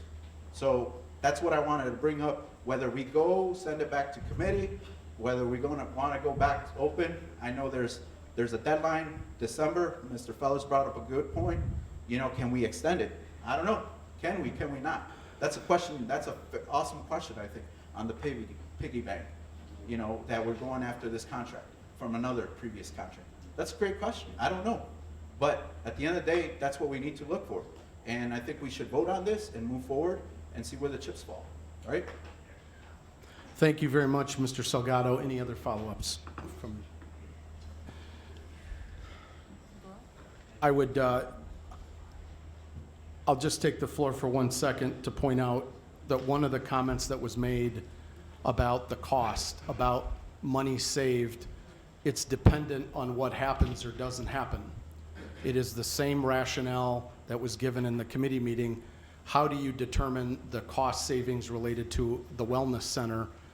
You don't know about the 5 folks that didn't become diabetic because they changed their lifestyle.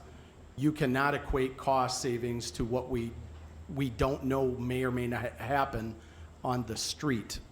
So that to point, I guess my point that I heard in the committee discussion is different than other discussions.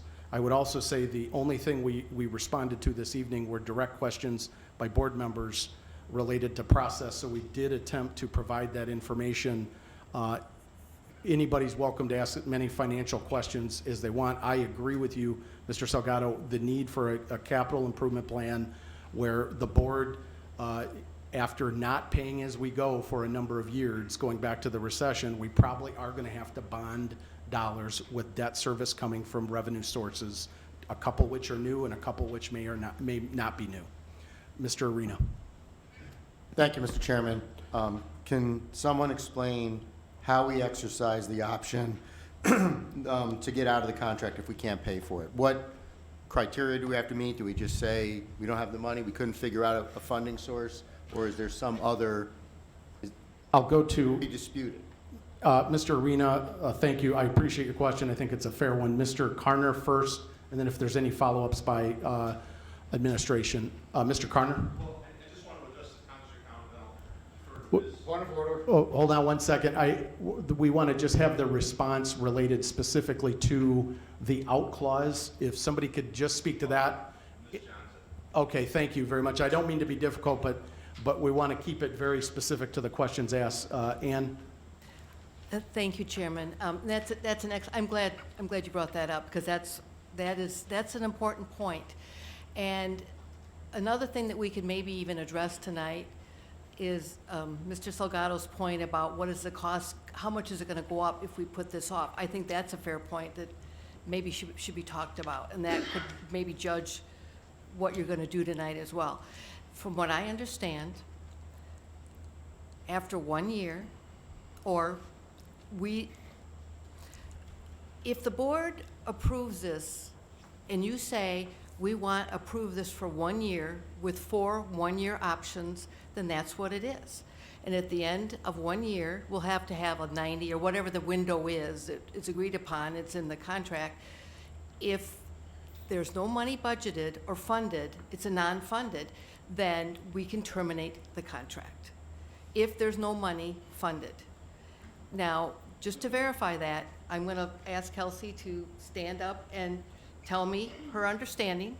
Yeah, so what Ann's referring to is a clause that's incorporated in the contract called non-appropriations. And it's built in for situations like this, where you see the need, you recognize the need, you don't necessarily know if there's a funding source for it next year, but we allow a non-appropriations clause so that in the event that funding is not appropriated for this project, so you have a deficit, you do have the right to terminate the contract. So, correct, yeah. Return the year, right, but, so that's part of it. But Keep yeah. keep our downloads. Yeah, yes, We get to everything keep that's that. on evidence.com is yours, so we do facilitate the downloading of that. It's in MP4 format, so it's easy to pull down, can be played on anything. So I want to make sure we highlight that here, but Ann has been in several discussions with our contract team, specifically Caitlin, and then John has been a part of that as well in discussing non-appropriations and how that would work. Thank you very much. I know Mr. Gilberti from the State's Attorney's Office worked on this contract. You could concur with what you've just heard. Okay, thank you. I know you worked with Ann on that. Thank you very much. More information on that specific topic, Mr. Carner? I'd like permission to address the Illinois Department of Correction Attorney's email that was referenced by Mr. Salgado. We can come back to that. Right now, the item is to send it back to committee, and we have board members that only want to talk about whether or not to send it back to committee. And we can definitely address that item here shortly, but we'll keep this related to the vote. The motion is second by Mr. Boomer to send this to the Public Safety Committee to then conduct an RFP process with the administration as a follow-up to that. The item before the board is a motion and second to send it to the Public Safety Committee in a related RFP process to follow. A yes vote sends it to the committee. A no vote keeps it here alive and well on the board floor for a potential other action. Any other discussion, comments? Ann? I apologize. I'm just going to reiterate, if you do bring this up for a vote, please make it clear that you're voting on it for 1 year funding. And then we'll look at it again in 1 year. And then if we need to change any language, we will do that before it is signed. But please say that in your voting. I would like, just so you understand and we're all on the same page. Thank you. We'll deal with that issue if we get to it. A yes vote sends it to committee. A no vote keeps it here. I think we're clear. Any other board members have not had an opportunity to weigh in on this issue or want to weigh in on this issue, you can do so right now. So with that, I'm going to ask the clerk to call the roll. A yes vote, it goes to committee. A no vote, it stays here. Clerk, I'm out. Thank you, Mr. Chairman. Mr. Kelly? No. Mr. McDonald? No. Mr. Neighbors? No. Mr. Salgado? No. Mr. Schultz? Mr. Tassoni? No. Mr. Webster? Mr. Westcott? No. Mr. Arena? Yes. Mr. Billich? No. Mr. Booker? No. Mr. Boomer? Yes. Mr. Butita? No. Mrs. Crosby? No. Mr. Fellers? No. Mr. Fiducia? Mr. Gurl? No. Mrs. Gorel? No. 3 yes, 2 absent.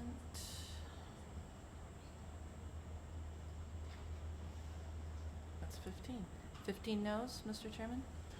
15 noes, so motion fails, it'll stay here. The item is before the board, the motion and the second on the body cams and related products, related items are before the board. For further discussion or action, I see hands shooting up. The first one I saw was Mr. Fellers, then Mrs. Crosby, then Mr. Boomer, Mr. Fellers. Thank you, Mr. Chairman. And I wanted to make this clear. Are you saying that we need to make an amendment to this resolution to clarify that it is for 4 one-year contracts and that is going to have to be amended before we pass it? Is that accurate? I mean, Yes. The item, Mr. Feller's question related to amending, related to the time frame where it would be revisited. I'll go to the state's attorney. Thank you, Mr. Chairman. I'm going to ask if Mr. Gilberti can speak to that specifically, Mr. Fellers, because he was involved in drafting the contract. The microphone. Come up to a microphone, please, sir. Vandors. So my question, Mr. Gilberti, was Ms. Johns mentioned that we needed to be clear that we wanted 4 one-year contracts so that we could, exercise an out after the first year. And I'm trying to make sure, do we need to specify that in the resolution, or is that actually part of the contract? For non-appropriation, do it at any time during 5 years. So we do not then technically need to amend what's before the board right now to achieve the option that we could get out. We do not have to change anything to have that flexibility or that tool. That's right. Okay, so we're clear on that. Okay, Mr. Fellers on a follow-up. Thank you. I'm following just on a previous comment. We absolutely can study what cost savings are on these things. We can study what the cost savings of the wellness center is and the people that don't get diabetes. These things will be done every day by everybody but this county board. And going forward, I would highly recommend, as part of our procurement process, if we're going to say it's going to save us money, let's start proving it. Thank you, Mr. Fellers. Mrs. Crosby. This is a question for our attorney, Marilyn Height-Ross. Jaime mentioned that we could get sued if we use the commissary funds. Is that your opinion? Okay, so the opinion coming from the Illinois Department of Corrections is an advisory opinion. That is their opinion. I had asked Mr. Gilberti to look to see if there were any case law on that opinion, and we were not able to find any.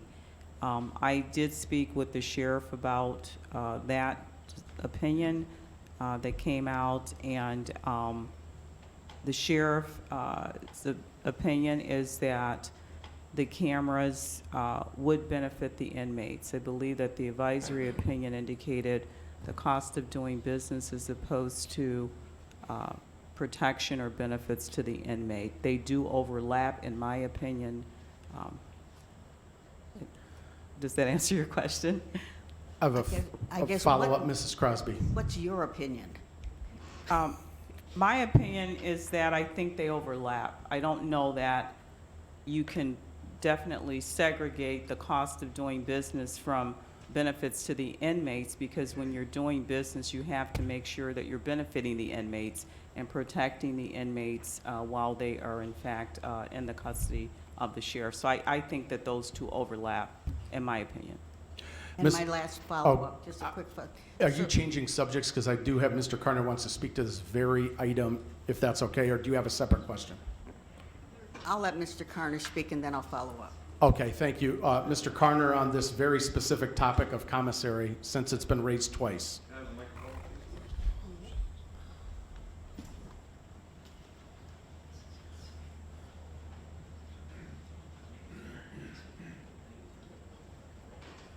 Just to address the issue of the Illinois Department of Corrections lawyers' email, That was just, we should not exaggerate the significance or the importance of that email. That was one lawyer's opinion, period. And twice in that email, he said it was his personal opinion. He didn't go on to say that he was speaking on behalf of the Illinois Department of Corrections. It was one lawyer's personal opinion, and he hadn't been made aware of our intent and the reason why we believe strongly that the addition of the body cameras to correction officers will benefit the detainees. It goes to a basic need of the detainees to be housed in a safe and secure environment.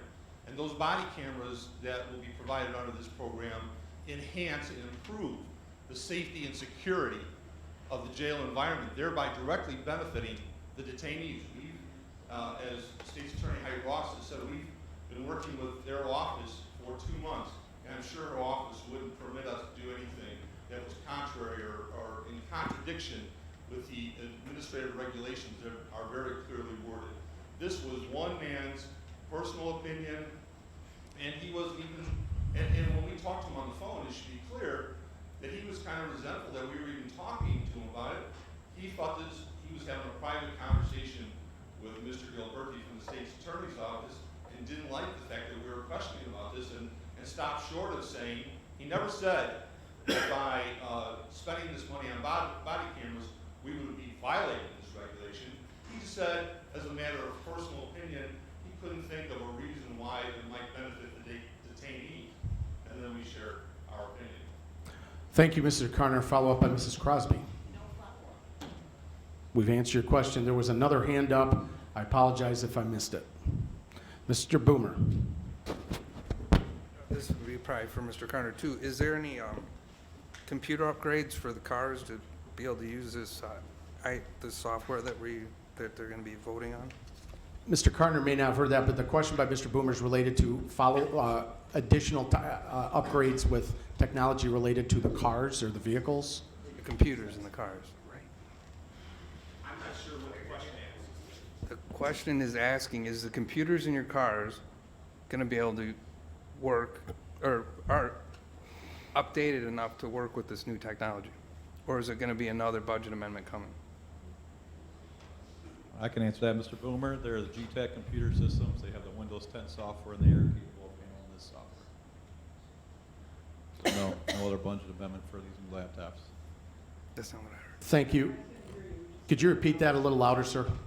Sir, the cameras in the cars. Into the microphone. Into the microphone, please.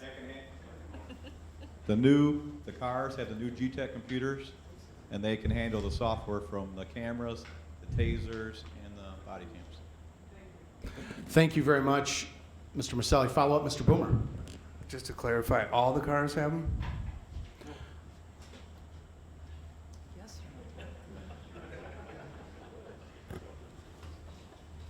Yes, sir. All the patrol cars have them? Is that what you're asking, or are you asking for every vehicle we have in the sheriff's department? No, all the patrol cars you're putting cameras on. The ones that we gave the IT to, there's a half dozen, I believe so, that need to be replaced, but all the patrol cars we have right now, 33 patrol cars, have all, that are gonna put the cameras in, have all the new GTEC laptops, yes. Thank you. Thank you, Mr. Boomer. Any other questions or comments by board members? You sure? So the item before the board is the motion that was made related to the body cams and related product. A yes vote passes. A no vote is a no vote, and it will not pass. And I will ask with that, Mr. Salgado to close it Yes, out. thank you very much. Mr. Salgado has the floor. Thank you, Mr. Chairman. Just referring back to this memo that I got here, this is something that was given to me by State's Attorney's Office, Mr. John Gilberti. I wanted to share it. I'm just telling you that I read in here, it was highlighted to me, so I'll read it. I believe it's page 1 of 701.250 Commissary 20 ILADC 701.25. It looks like, I don't know, maybe everybody's got that highlighted for them. It's just saying net profits from the commissary system shall be used for educational recreational or purpose within the jail for the benefit of the detainees as seen deemed appropriate by the sheriff. Profits may be used to record keeping expenses of commissary. So anybody can interpret, I'm not an attorney, right? So I'm just providing the information that was given to me with the information from Mr. Bill Richardson's response from the Illinois Department of Corrections, from Mr. Carner's interpretation of his personal opinion. I'm just saying that, I don't know, county has been sued a couple times here. I'm not saying, have we not? So I just want to be cautious of that. That's why this was brought forward. No ill intent on anybody's part. We can disagree, agree or disagree. I'm not an attorney here. I'm just providing the information so everybody's aware of it. But I also want to go back, you know, to this thing about the 2.4. That's what everybody should be thinking about. We say, yeah, let's annul the contract if we don't have the money in the next year. That's fine. If that's what we want to do, and that's an alternative, I don't know. Can they back out and come back and ask us for more? I don't know what Mr. John Gilberti can maybe answer the question. What happens if we decide to rescind the contract after 1 year? What are we liable? Are we liable? We're not liable? That's a question that Mr. Gilberti can probably answer. And you know, if he wants to go ahead and answer, he can do so. But realistically, you know, from a finance perspective, $2.4 million. It's a huge investment. And we got to look more broadly, strategically. I brought this up in the committee. I've talked to this many times already. You know, let's talk strategically about this. What are our needs? I heard first tasers. Okay, fine, let's look at the tasers. But they bundled it together because they get a better deal, they can connect, so it alerts the camera to turn on, looks awesome, whatever the case may be. It's a bundle package, $2.4 million. Can we go out and get tasers? I don't know, from the company and just say 93 tasers is what we need? What does that equate to? I don't know. In-dash cameras. Can we do it? Just doing it. Do we need all these things? I understand that it's going to come down mandated in 2-3 years, whatever it is, for body cams. Cool. Let's start shopping around. Let's put in the capital project. Let's get that going. You know, so that's what we need to focus on this perspective. You can vote the way you want to. I'm just presenting you that we don't have the money to cover 2.4 over the next five years. That's my perspective. If we feel that 1 year is sufficient for us to find the financing, the grants, whatever the case may be, let's vote yes. If not, you know, then we need to start thinking about it. And, you know, I understand Mr. Boomer wanted to send it back to committee because to research options, because he's not opposed, I'm assuming he's not opposed to body cameras, but he also wants to find different alternatives if we can. Mr. Salgado has the floor, please. So that's where, you know, I'm just trying to bring light, because it's so a divisive right now decision, and it's an important one, because guess what? Mr. Chapman and myself and the finance team is going to have to go out and figure out what we're going to do, how we're going to finance this. So that's a big impact to the county. So that's, from my perspective, from the finance chair. You guys can vote the way you want to, but I just want to bring that into light. I understand that we could save lives, we could do this, lawsuits, et cetera, equate to X amount in dollars. I agree, 100%. But we just don't have the money, right? It's like me going out. I'm going to get someone promised me a job raise or whatever the case may be, so I'm going to go out and buy a car, and next thing I don't get it. Then what happens, right? Similar situation. We have to think that way strategically, 3, 4, 5 years down the road. So that's all I'm saying. Anybody can vote the way they want to, but I just wanted to bring the finance piece of it. And that's all I got to say. Thank you. Thank you very much, Mr. Salgado. Any other quick comments or questions by board members? Mr. Fiducia. Mr. Salgado, I just want to give you a thumbs up on your presentation. I think you were straight and to the point, and I guess just something popped in my head here, because I really feel this is an important issue, and I think that it's something we should do.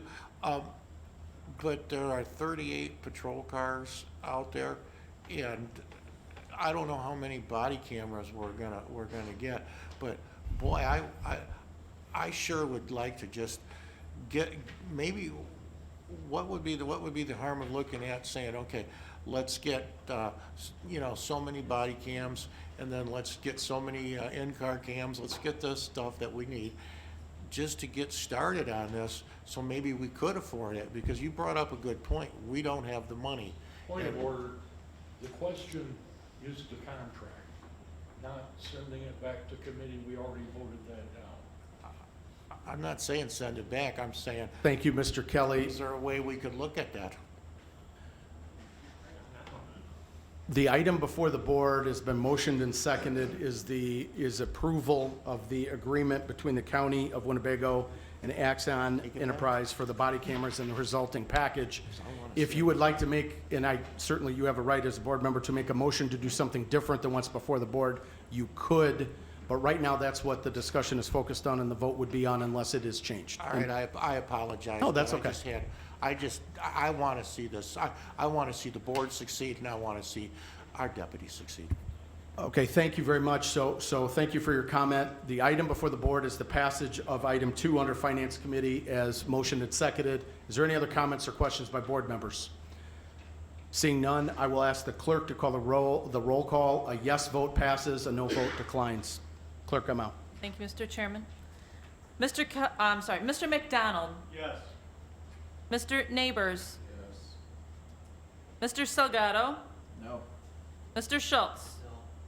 Mr. Tassoni? No. Mr. Webster? Mr. Westcott? Yes. Mr. Arena? Yes. Mr. Billich? Yes. Mr. Booker? Yes. Mr. Boomer? Mr. Butita? Yes. Mrs. Crosby?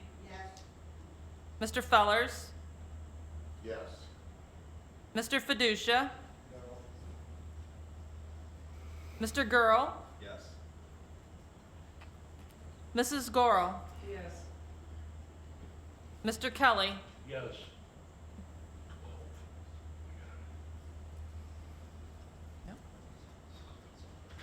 Motion passes, 12 yes. Motion passes with 12 yes votes. Thank you very much, Mr. Salgado. Thank you, Mr. Chairman. That concludes our report. Yes. Thank you. We only have 6 more committee parts of the agenda. Thank you. Next item, Mr. Webster, forgive me, I'm going to have operations go next. I apologize if you'll give me that grace on that one. We'll have the operations committee go, and we'll move on to our next item and ask everybody to give Mr. McDonald their full attention and the floor, please. Sorry about that, Mr. Webster, my mistake. Thank you, Mr. Chairman. The Operations Committee has an ordinance amending Chapter 70 of the Winnebago County Code of Ordinances related to waste haulers and solid waste to be laid over. We have the waste hauler ordinance is back, and since it went to committee, it is in for first reading. Mr. Chairman, I'd like to make a motion to suspend the rules. We got a motion by Mr. McDonald to suspend the rules, which would allow us separately to vote this evening. A second on the motion to suspend by Mr. Westcott, Mrs. Gorel. The motion to suspend is before the board for discussion. Only talking about suspending the rules or not. Any discussion by board members on suspending the rules or not? Seeing none, all those in favor of suspending the rules signify by saying aye. Aye. Are there any opposed? Motion passes. We've suspended the rules. Mr. McDonald. Thank you, Mr. Chairman. I move to approve ordinance amending Chapter 70 of the Winnebago County Code of Ordinances related to the waste haulers and solid waste. We got a motion by Mr. McDonald on the waste hauler ordinance. May I have a second, please? A second by Mrs. Gorel. Mr. Gurl, we have a motion and a second on the waste hauler ordinance, which is amending Chapter 70 of the code. Any discussion by board members, comments, concerns, anything like that? Mr. Arena. Thank you, Mr. Chairman. Well, I just want to say, in committee, I expressed concerns about the effect that this would have and its potential to improve the situation with littering, and I think it was made clear that this is a first step. I'm skeptical, but as I said, it came through the health department. I don't want to stand in the way of other people's ideas, so I'm going to vote to support it, but I also am asking everyone to keep in mind that I still would like to work on the enforcement side of it right away. And I think it's an important component that we need to address to deal with the littering. And I just hope all of you will work with us moving forward on that part of it. Thank you. Thank you. Mr. Arena raises a point that was talked about many times, and Dr. Martell will confirm, I believe, correct me if I'm wrong, the enforcement part on the littering is related to the sheriff or local law enforcement or state police related to the littering, this being the permitting process related to the health department. Just want to make sure that is correctly delineated. Is that correct, Dr. Martell? Code enforcement for the waste haulers. That is the item before the board. Any discussion or comments? Seeing none, I will ask the clerk to call the roll.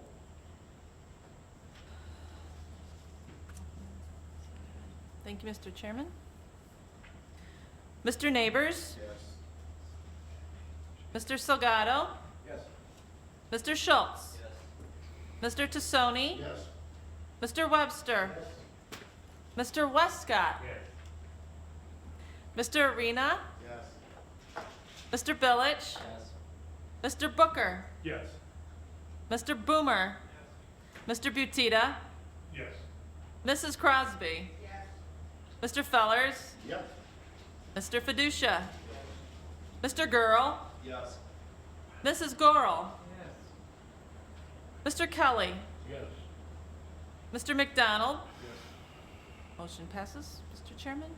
18 yes, 2 absent. Thank you very much, Mr. McDonald. That concludes my report. Thank you. Thank you very much. We've passed it. We'll go zoning committee and then economic development. Zoning committee, Mr. Webster. Can I have this? Yep. Okay, thank you, Chairman. The zoning committee has 2 items on the agenda tonight. Before I get to this, though, I would like to make a comment. I want to thank Jaime Salgado, our finance chair, and what he said was absolutely spot on. No one's really opposed to this, but how can we afford it? How are we going to find $2.5 million? And so I thank him for having the, I don't know, the strength to come up here and say that, but it's what he spoke was the truth. Thank you. Anyways, on to the zoning. I have 2 items to be laid over tonight. Both of these items got approved unanimously by the Zoning Board of Appeals and by Zoning Committee. And so I'll read them in, but then I would also move to suspend on these. So item 1 is Z1119, it's a map amendment. And number 2 is Z1019, it's also a map amendment. We've read them in. Thank you. And I'd move to suspend on these. Okay, so there's a motion to suspend on both items? Yes. Okay, motion to suspend the rules on both of the 2 zoning items this evening, which would allow us to separately vote. Mrs. Gorel and Mrs. Crosby on the second. Motion is second to suspend the rules. Mr. Fellers. Quick point. I'd love to speed this process up. You could just say suspend and pass, and if because it's unanimous, we can just suspend and pass in one motion, so we don't have to take multiple votes all the time on these, that we know are going to be unanimous. Very good point. I'll do that next time. Very good point. I like that. That's a great idea. We're going to note that in the minutes, and we're going to implement that, and darn it, we're going to make it happen. Motion is second to suspend the rules. Any quick points? All those in favor signify by saying aye. Aye. Any opposed? Motion passes. We've suspended the rules. Mr. Webster. I would move to approve. We got a motion by Mr. Webster on the 2 items under zoning, second by Mrs. Gorel. They are now before the board for discussion or comment. Seeing none, all those in favor signify by saying aye. Aye. Any opposed? Motion passes. Thank you very much. Mr. Fellers, thank you for the good idea. Well said. Mr. Webster. That's all we have. That's how it's done. Happy Thanksgiving to everyone. Thank you, Mr. Webster. Next item of business, Economic Development Committee. We have 3 action items on the agenda tonight. I do want to welcome the Vice President of Engineering from Est Wing, Jack Ryan, is here in the back of the room. Thank you for waiting, sir. Mr. Billick. I want to go ahead and echo that as well. Thank you, Mr. Chairman. I want to go ahead and echo that as well, Jack. Thank you so much for staying with us here. But so our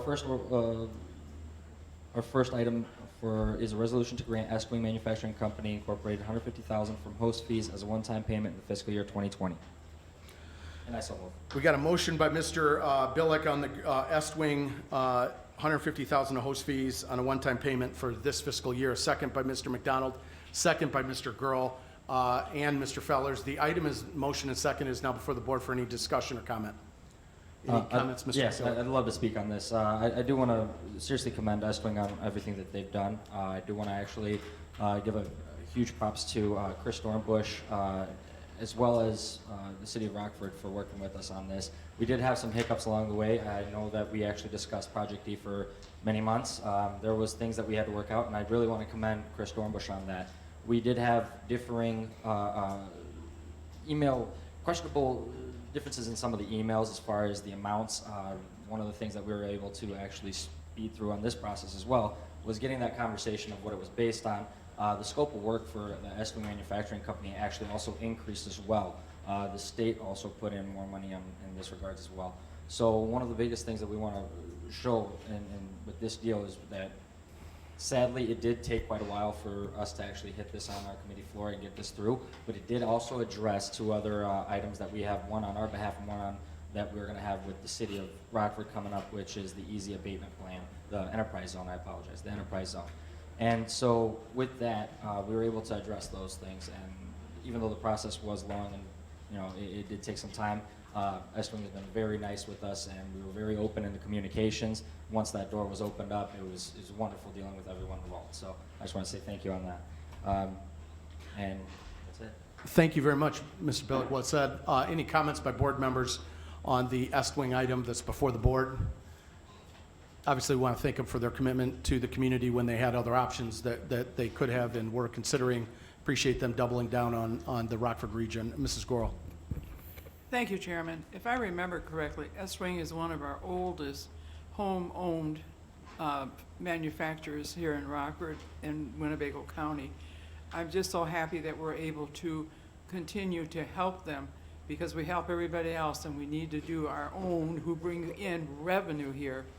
So, what are you laughing? Thank you very much. It's true. They've been here forever, and it's so nice that they haven't sold out to some country wherever it's at. So I really applaud the Economic Development Committee for going forward and doing this. Thank you. Thank you very much. Mr. Webster. Yeah, thank you. I just want to compliment the company. Actually, they've been around for a very long time. I've got a hatchet that was my father's, and I've got two hammers of my own, actually. One is the leather-bound handle on it there, still pretty cool, and another long-handled carpenter's hammer as well, and they are indestructible. Thank you very much, Mr. Webster. Any other comments by board members? I'd like to Oh, make yes, one Mr. quick- Follow-up, Mr. Billick. Just to actually also, for everyone's understanding, yes, this is, like Angie said, to reverberate, this is a Rockford-born company. This is a Rockford company through and through, and we were able to keep them here, as well as to also mention they are an international company. Their hammers are sold internationally, so this is a big deal. Amazing job from them. So. Thank you very much. So the item before the board is the Est Wing host fee at $150,000 of host fee dollars, and it's around their expansion, and it's also a retention effort related to economic development. Any other comments, Mr. Oh, did you have something, Mr. Westcott? Okay. All those in favor signify by saying aye. Aye. Are there any opposed? No. We have, we'll note Mr. Schultz is a no vote. All other board members present, yes vote. Motion passes. Mr. Billick. Thank you, Mr. Chairman. Next, we have a resolution authorizing the execution of an intergovernmental agreement with the Northern Illinois Land Bank Authority regarding initiating petitions to have properties declared abandoned. We got a motion by Mr. Billick on the IGA regarding the land bank related to properties declared abandoned. May I have a second? Mr. Fellers, Mr. Gurl, Mr. Neighbors. Item has been motioned and seconded and is now before the board for discussion or comments. If I could, Mr. Yes, Mr. Billick. We did, I'll just start it off just to let everyone know, we did actually lay this over from last week to today. We were able to change some language within this agreement. What it did was we actually were able to separate the agreement from the exhibit that they included within this one, which is the first property that they're presenting to go after on this in regards to abandoned properties. We did have a lot of discussion on that. There were some differing views. Aside from that, this kind of in essence allows the land bank to work on our behalf in regards to going after these abandoned properties, so that way it's not having to go through the county and through the state's attorneys. We would actually be putting on a special state's attorney on behalf of the land bank to work on our behalf as well. So, and this was discussed with state's attorney's office, and they can comment to it if there's any clarifications. Thank you, Mr. Billick. I want to thank the State's Attorney's Office for their help on this one. Mr. Reno. Thank you, Mr. Chairman. I want everyone on this board to have a clear understanding about what this is and what we're talking about here. So we have the authority as the county to go to a property that is unoccupied, delinquent on its taxes for 2 years, and in a dangerous and unsafe condition, and petition the court to get ownership of the property. I think most of us should recognize that that law is in place to deal with properties that are an obvious problem and a detriment to the neighborhood.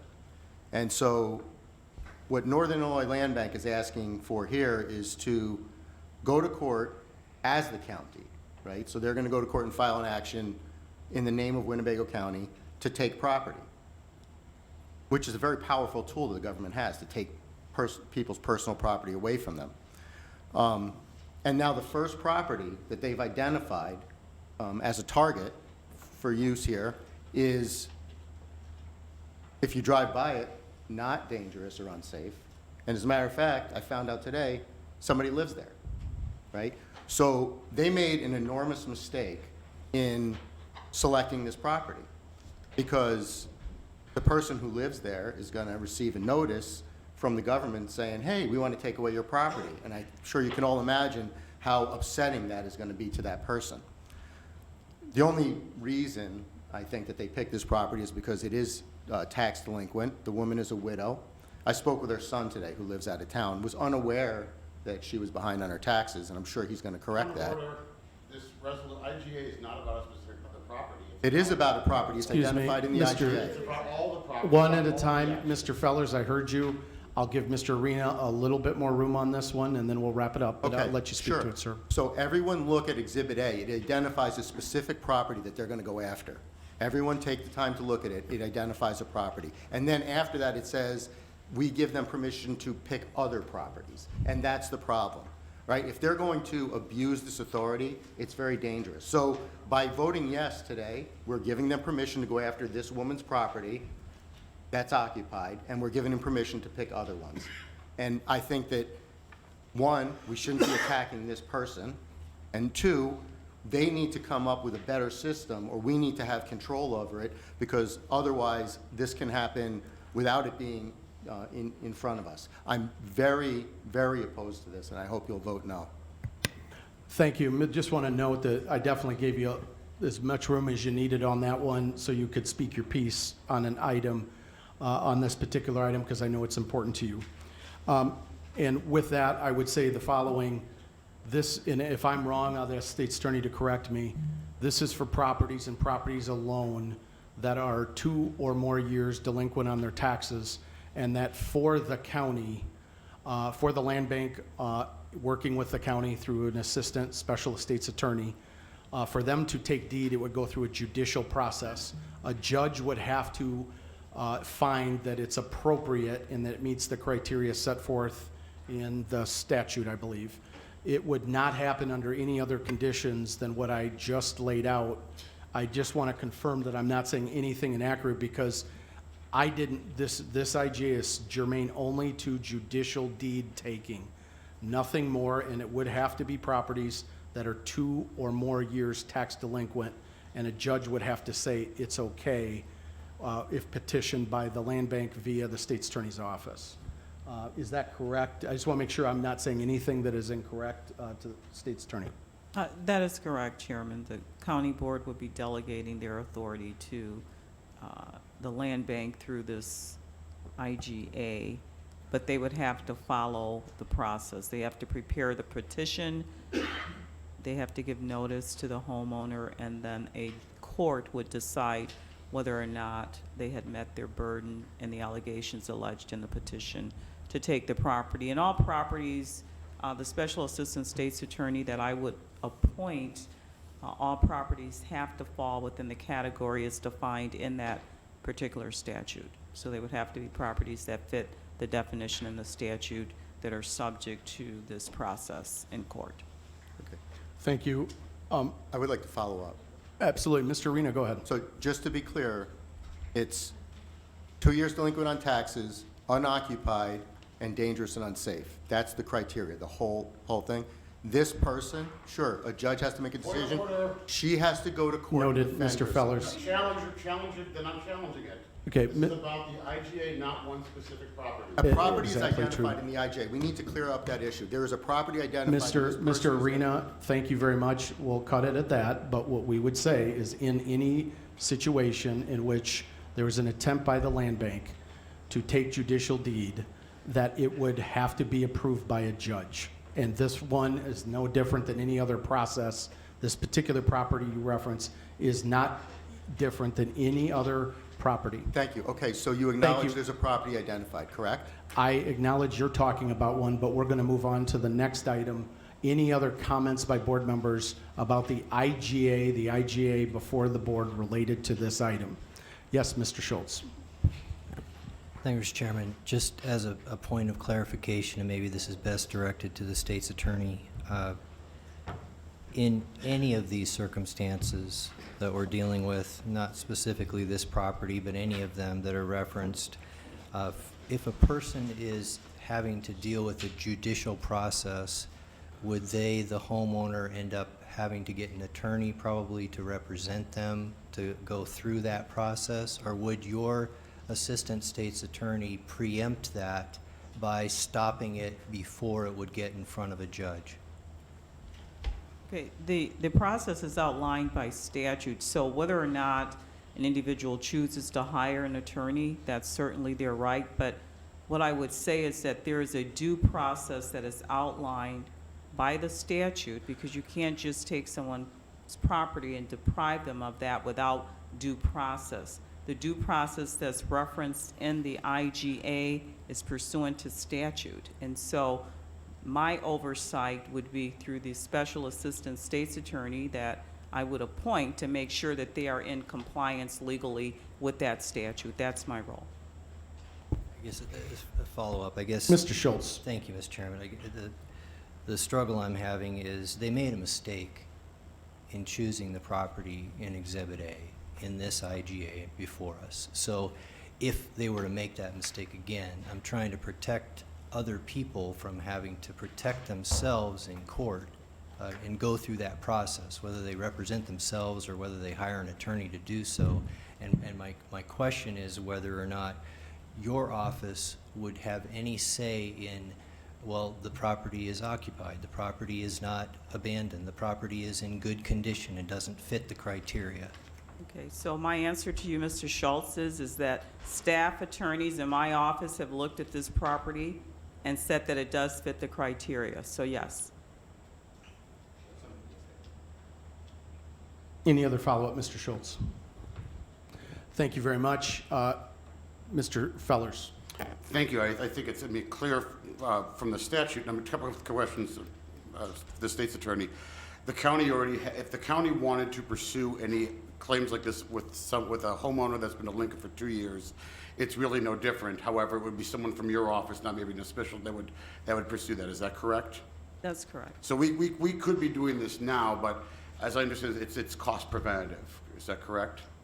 Yes, and my understanding is also that there's not that many properties that they would petition for as well, Mr. Fellers. Okay, and I think the point of why we have a land bank, we have a state's attorney's office, and we have a judicial process, not a political process for this, is that there is obviously a wide-ranging difference of opinion on what constitutes some of these, which is why it becomes a legal opinion, not a personal opinion, on whether a property fits this criteria. Is that also correct? That's correct. The property fits pursuant to the statute. The petition would be filed. Petitioners will go into court. The homeowner would be notified, and the petitioners would present their case, and the judge would make that determination. And to clarify again, should the homeowners pay their taxes within a certain time frame, that would also end the process? That's another aspect of property redemption when you're delinquent on property taxes. This statute allows the county, yourself, being the elected officials, to address abandoned property. So this is just one statute among many that addresses properties by homeowners. So I think my point is, so in a hypothetical situation where the county attempted to take ownership of, what they believed to be an abandoned property, the homeowner was notified of the process. They go, oh my God, I can't believe it. I thought I was paying it through ESCO. I mean, I never paid my taxes. And they cut a check for the amount of taxes owed.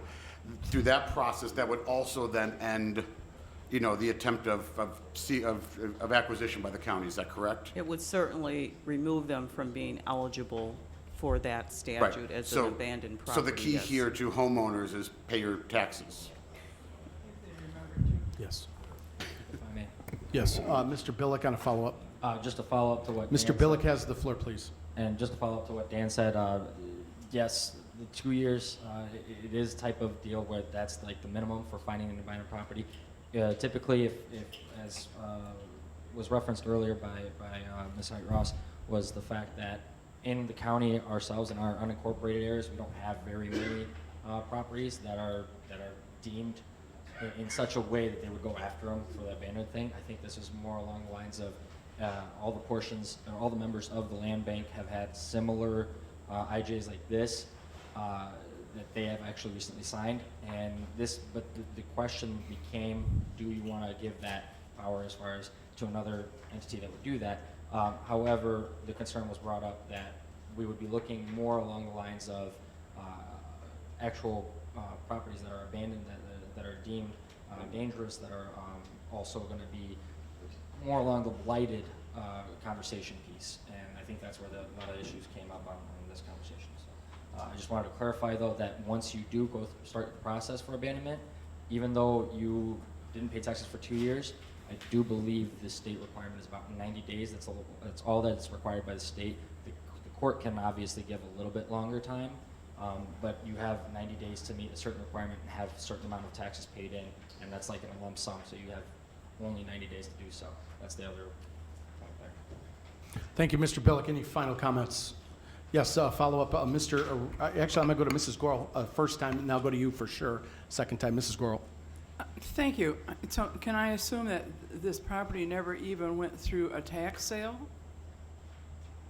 I don't have the history on that. All I can tell you is that I'm sorry, go ahead very quickly, and then go ahead very quickly on that, but then we're not talking about this property, we're talking about the IGA before the board. I am talking about the IGA.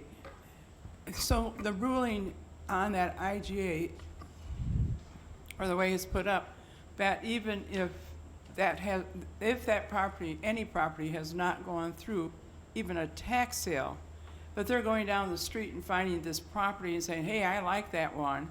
Let's look at it. Look, nobody's living there because there's no car in the driveway and so forth. You know, the thing I had a problem with this whole IGA to begin with in the land bank is the fact that it's called cherry picking. And we have people out there, even on that land bank, who are looking for investment property. And when they do that, that's what they do. They look for the best that they think they can get. And you're saying that if they want to see a house that needs to be rehabbed because it's in danger to the neighborhood and to the house itself, I'm going to invite them to my neighborhood, because I've got enough of them over there that they can have a field day just picking them up for nothing, because they've been abandoned for maybe 20 years. 2 years? You know, there's something wrong with that IGA. There's not enough protection for the homeowner who might be in Florida for 2 years, who might be in a nursing home. And yet, those things aren't protected in this IGA. We're just letting them say, sure, Winnebago County can get sued. Because if we take that responsibility, then we're the guy who's at fault. We're the guy who's going to make the headline about how we took this little old lady and put her out of her home so that the land bank could have it. there has to be more things in that IGA than what we're reading that protects that property owner, no matter who it is. Because the way this is set up, there is no protection for a property owner. Even by the time they get to a judge, by the time they get an attorney, and if they're in a nursing home, you know, it just doesn't make sense. You just can't go down a street and say, hey, that's a real nice looking property. That's a little beat up. Maybe we can do something with it and turn around and make, you know, 40 or 50,000 on it. You have to look at the whole thing, and you also have to be aware of what many of the investors and people who are in the land bank are looking at. And that's what they're looking at.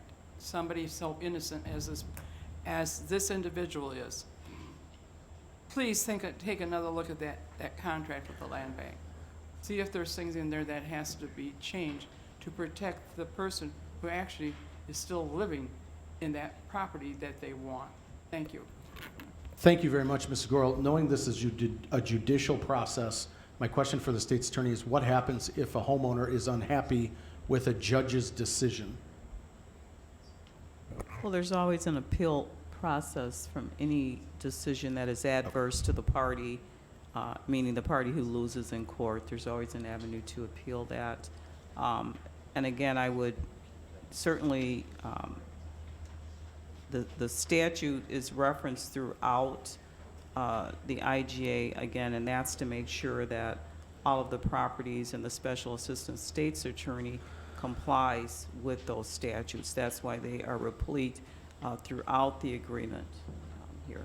Thank you. So just because it's a judicial process, we can't change a judicial process in this IGA. We can choose to participate in it or not, but we can't change what the judge will do or a resident's ability to appeal that. Just so we're clear on that.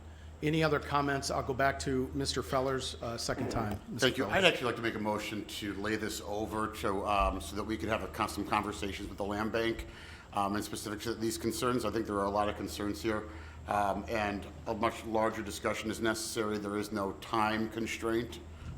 Actually, in regards to that, I'll let Chairman kind of fill you in on that one as well, because we did have multiple conversations with R1PC. They actually worked very diligently with Chris and the state's attorney's office to come up with changed language in this to make this a bit more. I understand. I mean, I've made the motion here.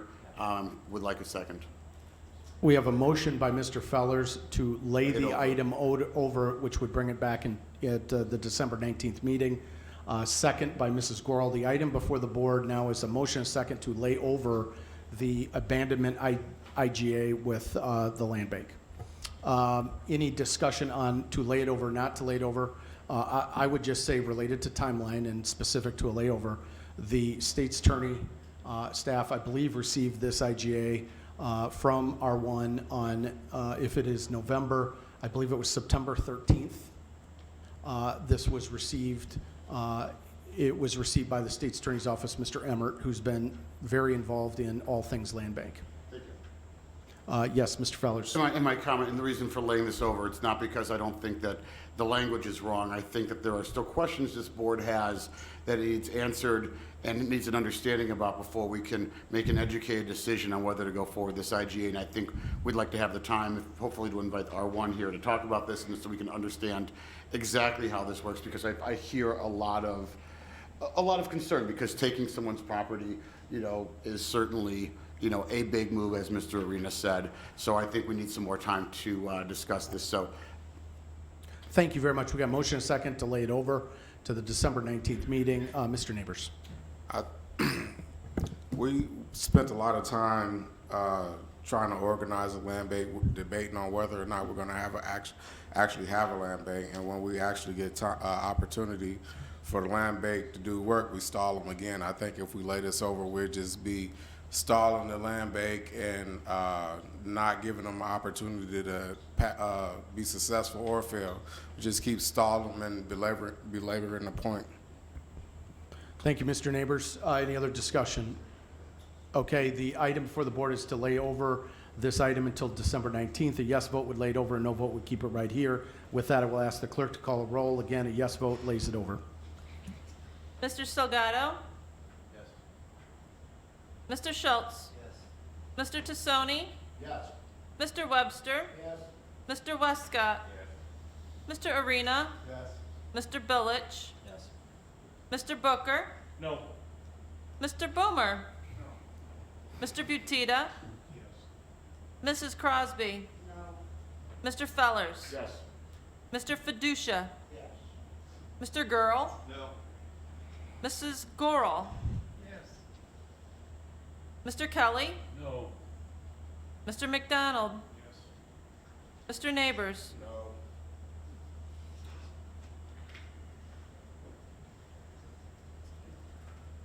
Yes. Motion passes. We've laid this over to the December 19th meeting. It'll come back at that time. Mr. Billick. Thank you, Mr. Chairman. Moving on to, we have another resolution here. This is a resolution abating property taxes for 10 years on real estate commonly known as the Magic Waters Water Park located at 7820 North Cherryville Boulevard, Cherry Valley, Illinois, owned by Rockford Park District and legally described in Exhibit A. We got a motion, Sorry. no, that's okay. A motion by Mr. Billick on the abatement of property taxes related to Magic Waters. May I have a second, please? Mr. Salgado. Mr. Westcott on the second. Item is now before the board. Any discussion? Mr. Salgado.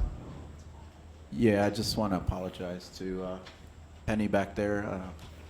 Been waiting patiently for this to come through, so I do apologize, Mr. Village. Next time, if we could push that first, and then just to our guests. But all joking aside, that's all I wanted to say. Thank you. Thank you very much. Thank you for being here, Penny, who works at the Park District, does a great job.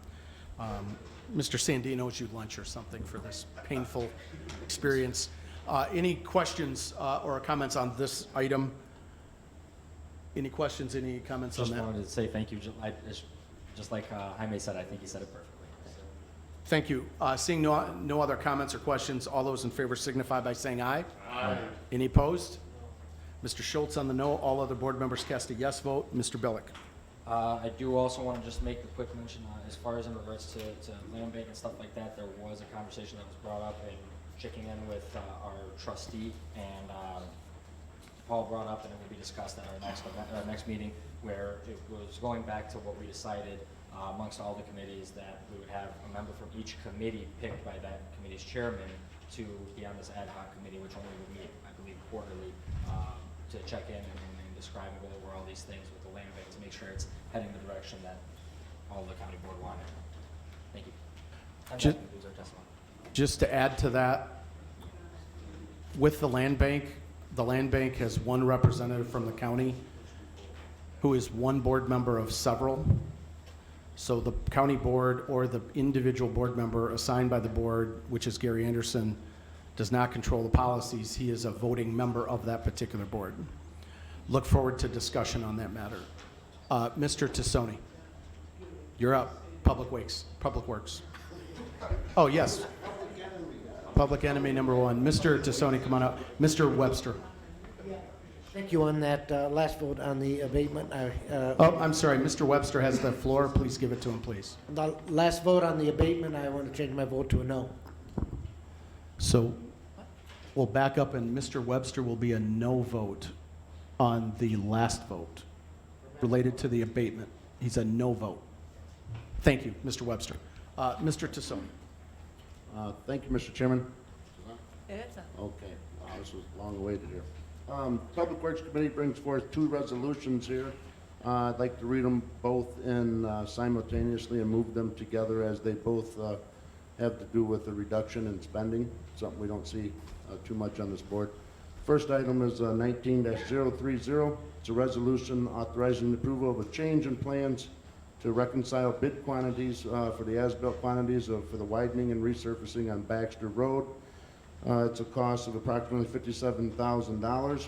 The second item is 19-031, and it's a resolution authorizing a change order for a pavement marking project on Perryville Road, and it is a reduction, I believe it's approximately $10,000, 10, 11, 10.6, and I would move both those items.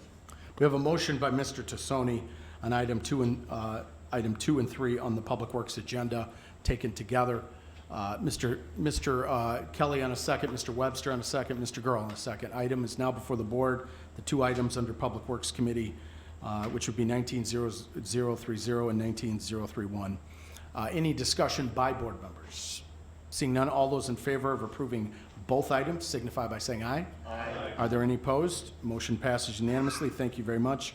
Mr. Tassoni. Thank you, Chairman. That concludes our report, and happy Thanksgiving to everyone. Thank you very much. Happy Thanksgiving to you. Mr. Booker, Public Safety Committee.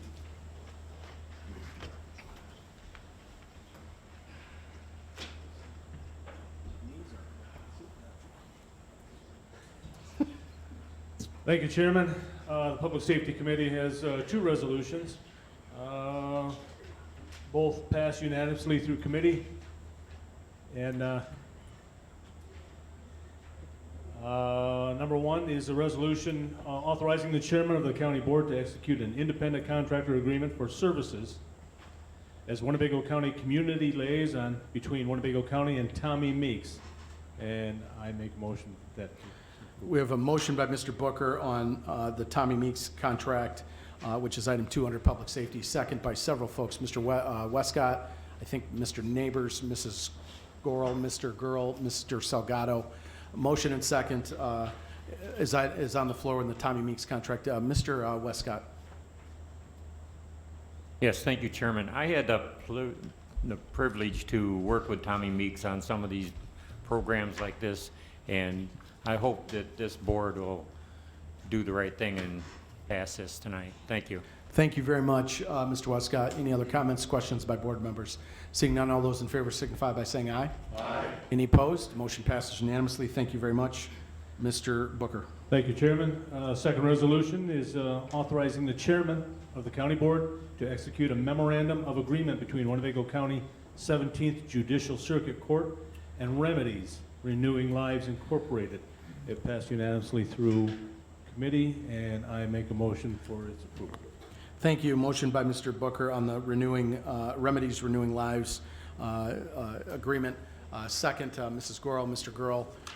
Item is now before the board for passage. Any discussion by board members? Mr. Butita, then Mrs. Gorel. Mr. Butita. Thank you. I'll be abstaining from this vote. I have a family member on board of directors of Remedies. Okay, so we'll note for the record, Mr. Butita will not be voting. Thank you, Mr. Butita. Mrs. Gorel. Thank you. We just want to remind the board members that this comes out of the 1% sales tax. So it's important that both of these go through, even with Remedies. We've been doing that for quite a few years through the 1% sales tax. Thank you. Thank you, Mrs. Gorel. Any other comments by board members? I'd like to follow up on that. Yes, Chairman. sir, Mr. Booker. Thank you, Ms. Gorel. I was going to mention that. Appreciate you stole my thunder. That's all right. Thank you very much. And yes, these items are already budgeted. There is no increase to county spending. So I appreciate Mr. Schultz's experience and wisdom, and made a suggestion to me to provide numbers on these items. And I have communicated that desire to our chairman of the Winnebago County Crime Commission, Armando Cardenas. See if he can start working on numbers to show numbers of what programs are winning in the cause and what programs are failing in the cause. So Remedies, Tommy Meeks, these are both positives. It's hard for them to provide numbers.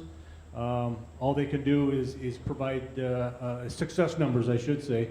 They can provide numbers of what they have provided to the victims and defendants and such, but as far as success numbers, that's difficult to compute. So thank you very much. That concludes my report. Thank you very much, Mr. Booker. Motion and a second. I believe we still have to take this vote. Motion and a second after Mr. Booker's comments on the Renewing Lives contract. All those in favor signify by saying aye. Aye. Any opposed? And Mr. Butita is abstaining. Motion passes. Thank you very much, Mr. Booker. And that concludes my report. Thank you very much, Mr. Fiducia, Personnel Policy Committee.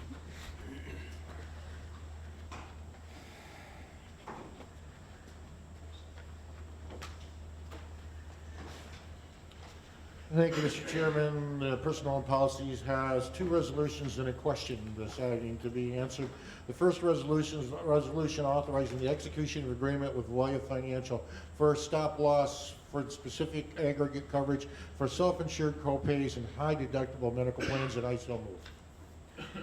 We have a motion by Mr. Fiducia on item 3 under Personnel Policy Committee related to the agreement with Voya Financial for stop loss and associated coverages. May I have a second, please? Mrs. Crosby on the second. Any discussion by board members? Seeing none, all those in favor signify by saying aye. Aye. Are there any opposed? Motion passes unanimously. Thank you very much, Mr. Fiducia. Thank you, Mr. Chairman. The second resolution is a resolution authorizing the execution of agreement with Arthur J. Gallagher for auto and physical damage coverage, and I so move. We have a motion by Mr. Fiducia on the agreement with Gallagher related to auto property damage coverage. May I have a second? Mrs. Crosby, item is now before the board, and Mrs. Squirrel. Item is now before the board for passage or discussion. Any questions by board members? Yes, sir. Mr. Schultz.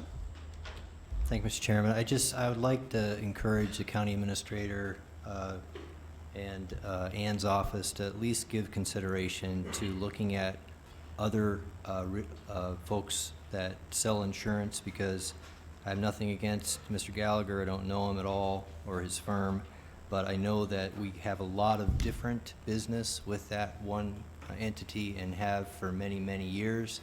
And there's value in having a long-term relationship. There's also value at looking at alternatives at least periodically. Thank you very much. We'll note that for the record. I see a head nod from Steve, so we'll definitely note that. Thank you. Any other questions or comments by board members? Seeing none, all those in favor signify by saying aye. Aye. Any opposed? Motion passes. Thank you very much, Mr. Fiducia.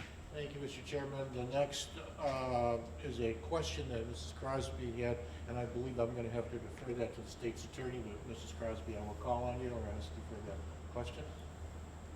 I just want to know where we stand with the description of the administrator's position as well as the chairman's. Not the administrator, the chairman's. I'm tired. To the litigation, I'd ask to defer that to the state's attorney. What's the question? The question's related to the job description for the chairman. Thank you. Are you and referring? the timeline we're on. What timeline are we on? Are we referring, just so I understand, to the current situation or the candidates who are filing for chairman? Both. We've got candidates that are filing and we have no description. So I just want an update on where we stand. That's all. Okay, so I'm not aware of who's filing, and I don't know what you mean by no description. Well, do we have duties of the chairman that are being discussed? I thought Personnel and Policies was doing that. Am I misled? Or Okay, that's why I'm trying to understand what your question is for me, because I'm not involved in that. I know that there's an ad hoc committee that's looking at some things. So who can answer the question if it's not our state's attorney? I would defer that to Mr. Arena because he chairs the ad hoc. Mr. Arena. Thank you, Mr. Chairman. We had come to the point in the ad hoc committee where the committee recommended that we retain the professors at NIU and their government program to look at our ordinance and look for conflicts that we currently might have with the between the administrator and the chairman's positions. And after lengthy discussion with them, the legal counsel that they would utilize, our legal counsel, it was determined that that activity might be in conflict with the litigation that's currently ongoing. So in terms of analyzing the duties, I think that's, in my perception of what's been discussed, it's going to move to more of an internal process where we'll do that within the board in conjunction with our state's attorney. Ms. Height-Ross, is that your interpretation of events? That wasn't her question, though, and I don't. Well, she asked me what's the status of the determining the duties, and that's how I understand the situation. So that is my answer to the question. That's how I understand the situation today. Okay, thank you very much, Mr. Arena. Mrs. Gorel? We had a meeting on that tonight, Gene, and so we haven't gotten a new timeline on it. We had hoped to have it around the first of the year, but since we've changed how we're going to handle this, when we meet again, we will have a whole new timeline that we can set if we have it done. Thank you, Angie. Thank you very much. We've hit on this last item under old business. Did you have anything else, Mr. Fiducia? Thank you, Mr. Chairman. That concludes my report. Unfortunately, I don't have animal stories for you tonight. You all have a good holiday, but we'll work on that in the next board meeting. Thank you very much. No unfinished business, because we've already touched on it. Any new business by board members? Mrs. Gorel? I should have said it earlier. Under board members' comments. If you haven't seen the building on West State and Winnebago, it is now, it looks like it's finished. The exterior is finished on that building. Boy, do we own a beautiful piece of property. If you haven't seen it, go by that corner and take a look at the old Ware building. Thank you very, very much. Appreciate it, Mr. Arena. Thank you, Mrs. Gorel. Mr. Arena has the floor. Thank you, Mr. Chairman. For new business, 2 items. In conversations with Mr. Kurlinkus regarding our ability to deal with litter issues, he pointed out that state law, there's limitations on our ability to deal with nuisances.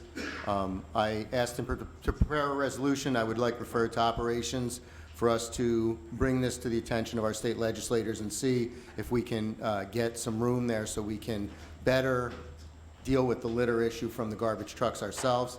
Secondly, I have a quote from a company for air monitoring equipment that could be used around the landfill, and I requested another quote from a company that could do that air monitoring for us, and I'd like that also referred to operations for a subject matter conversation to see if that approach would be something the county would want to pursue.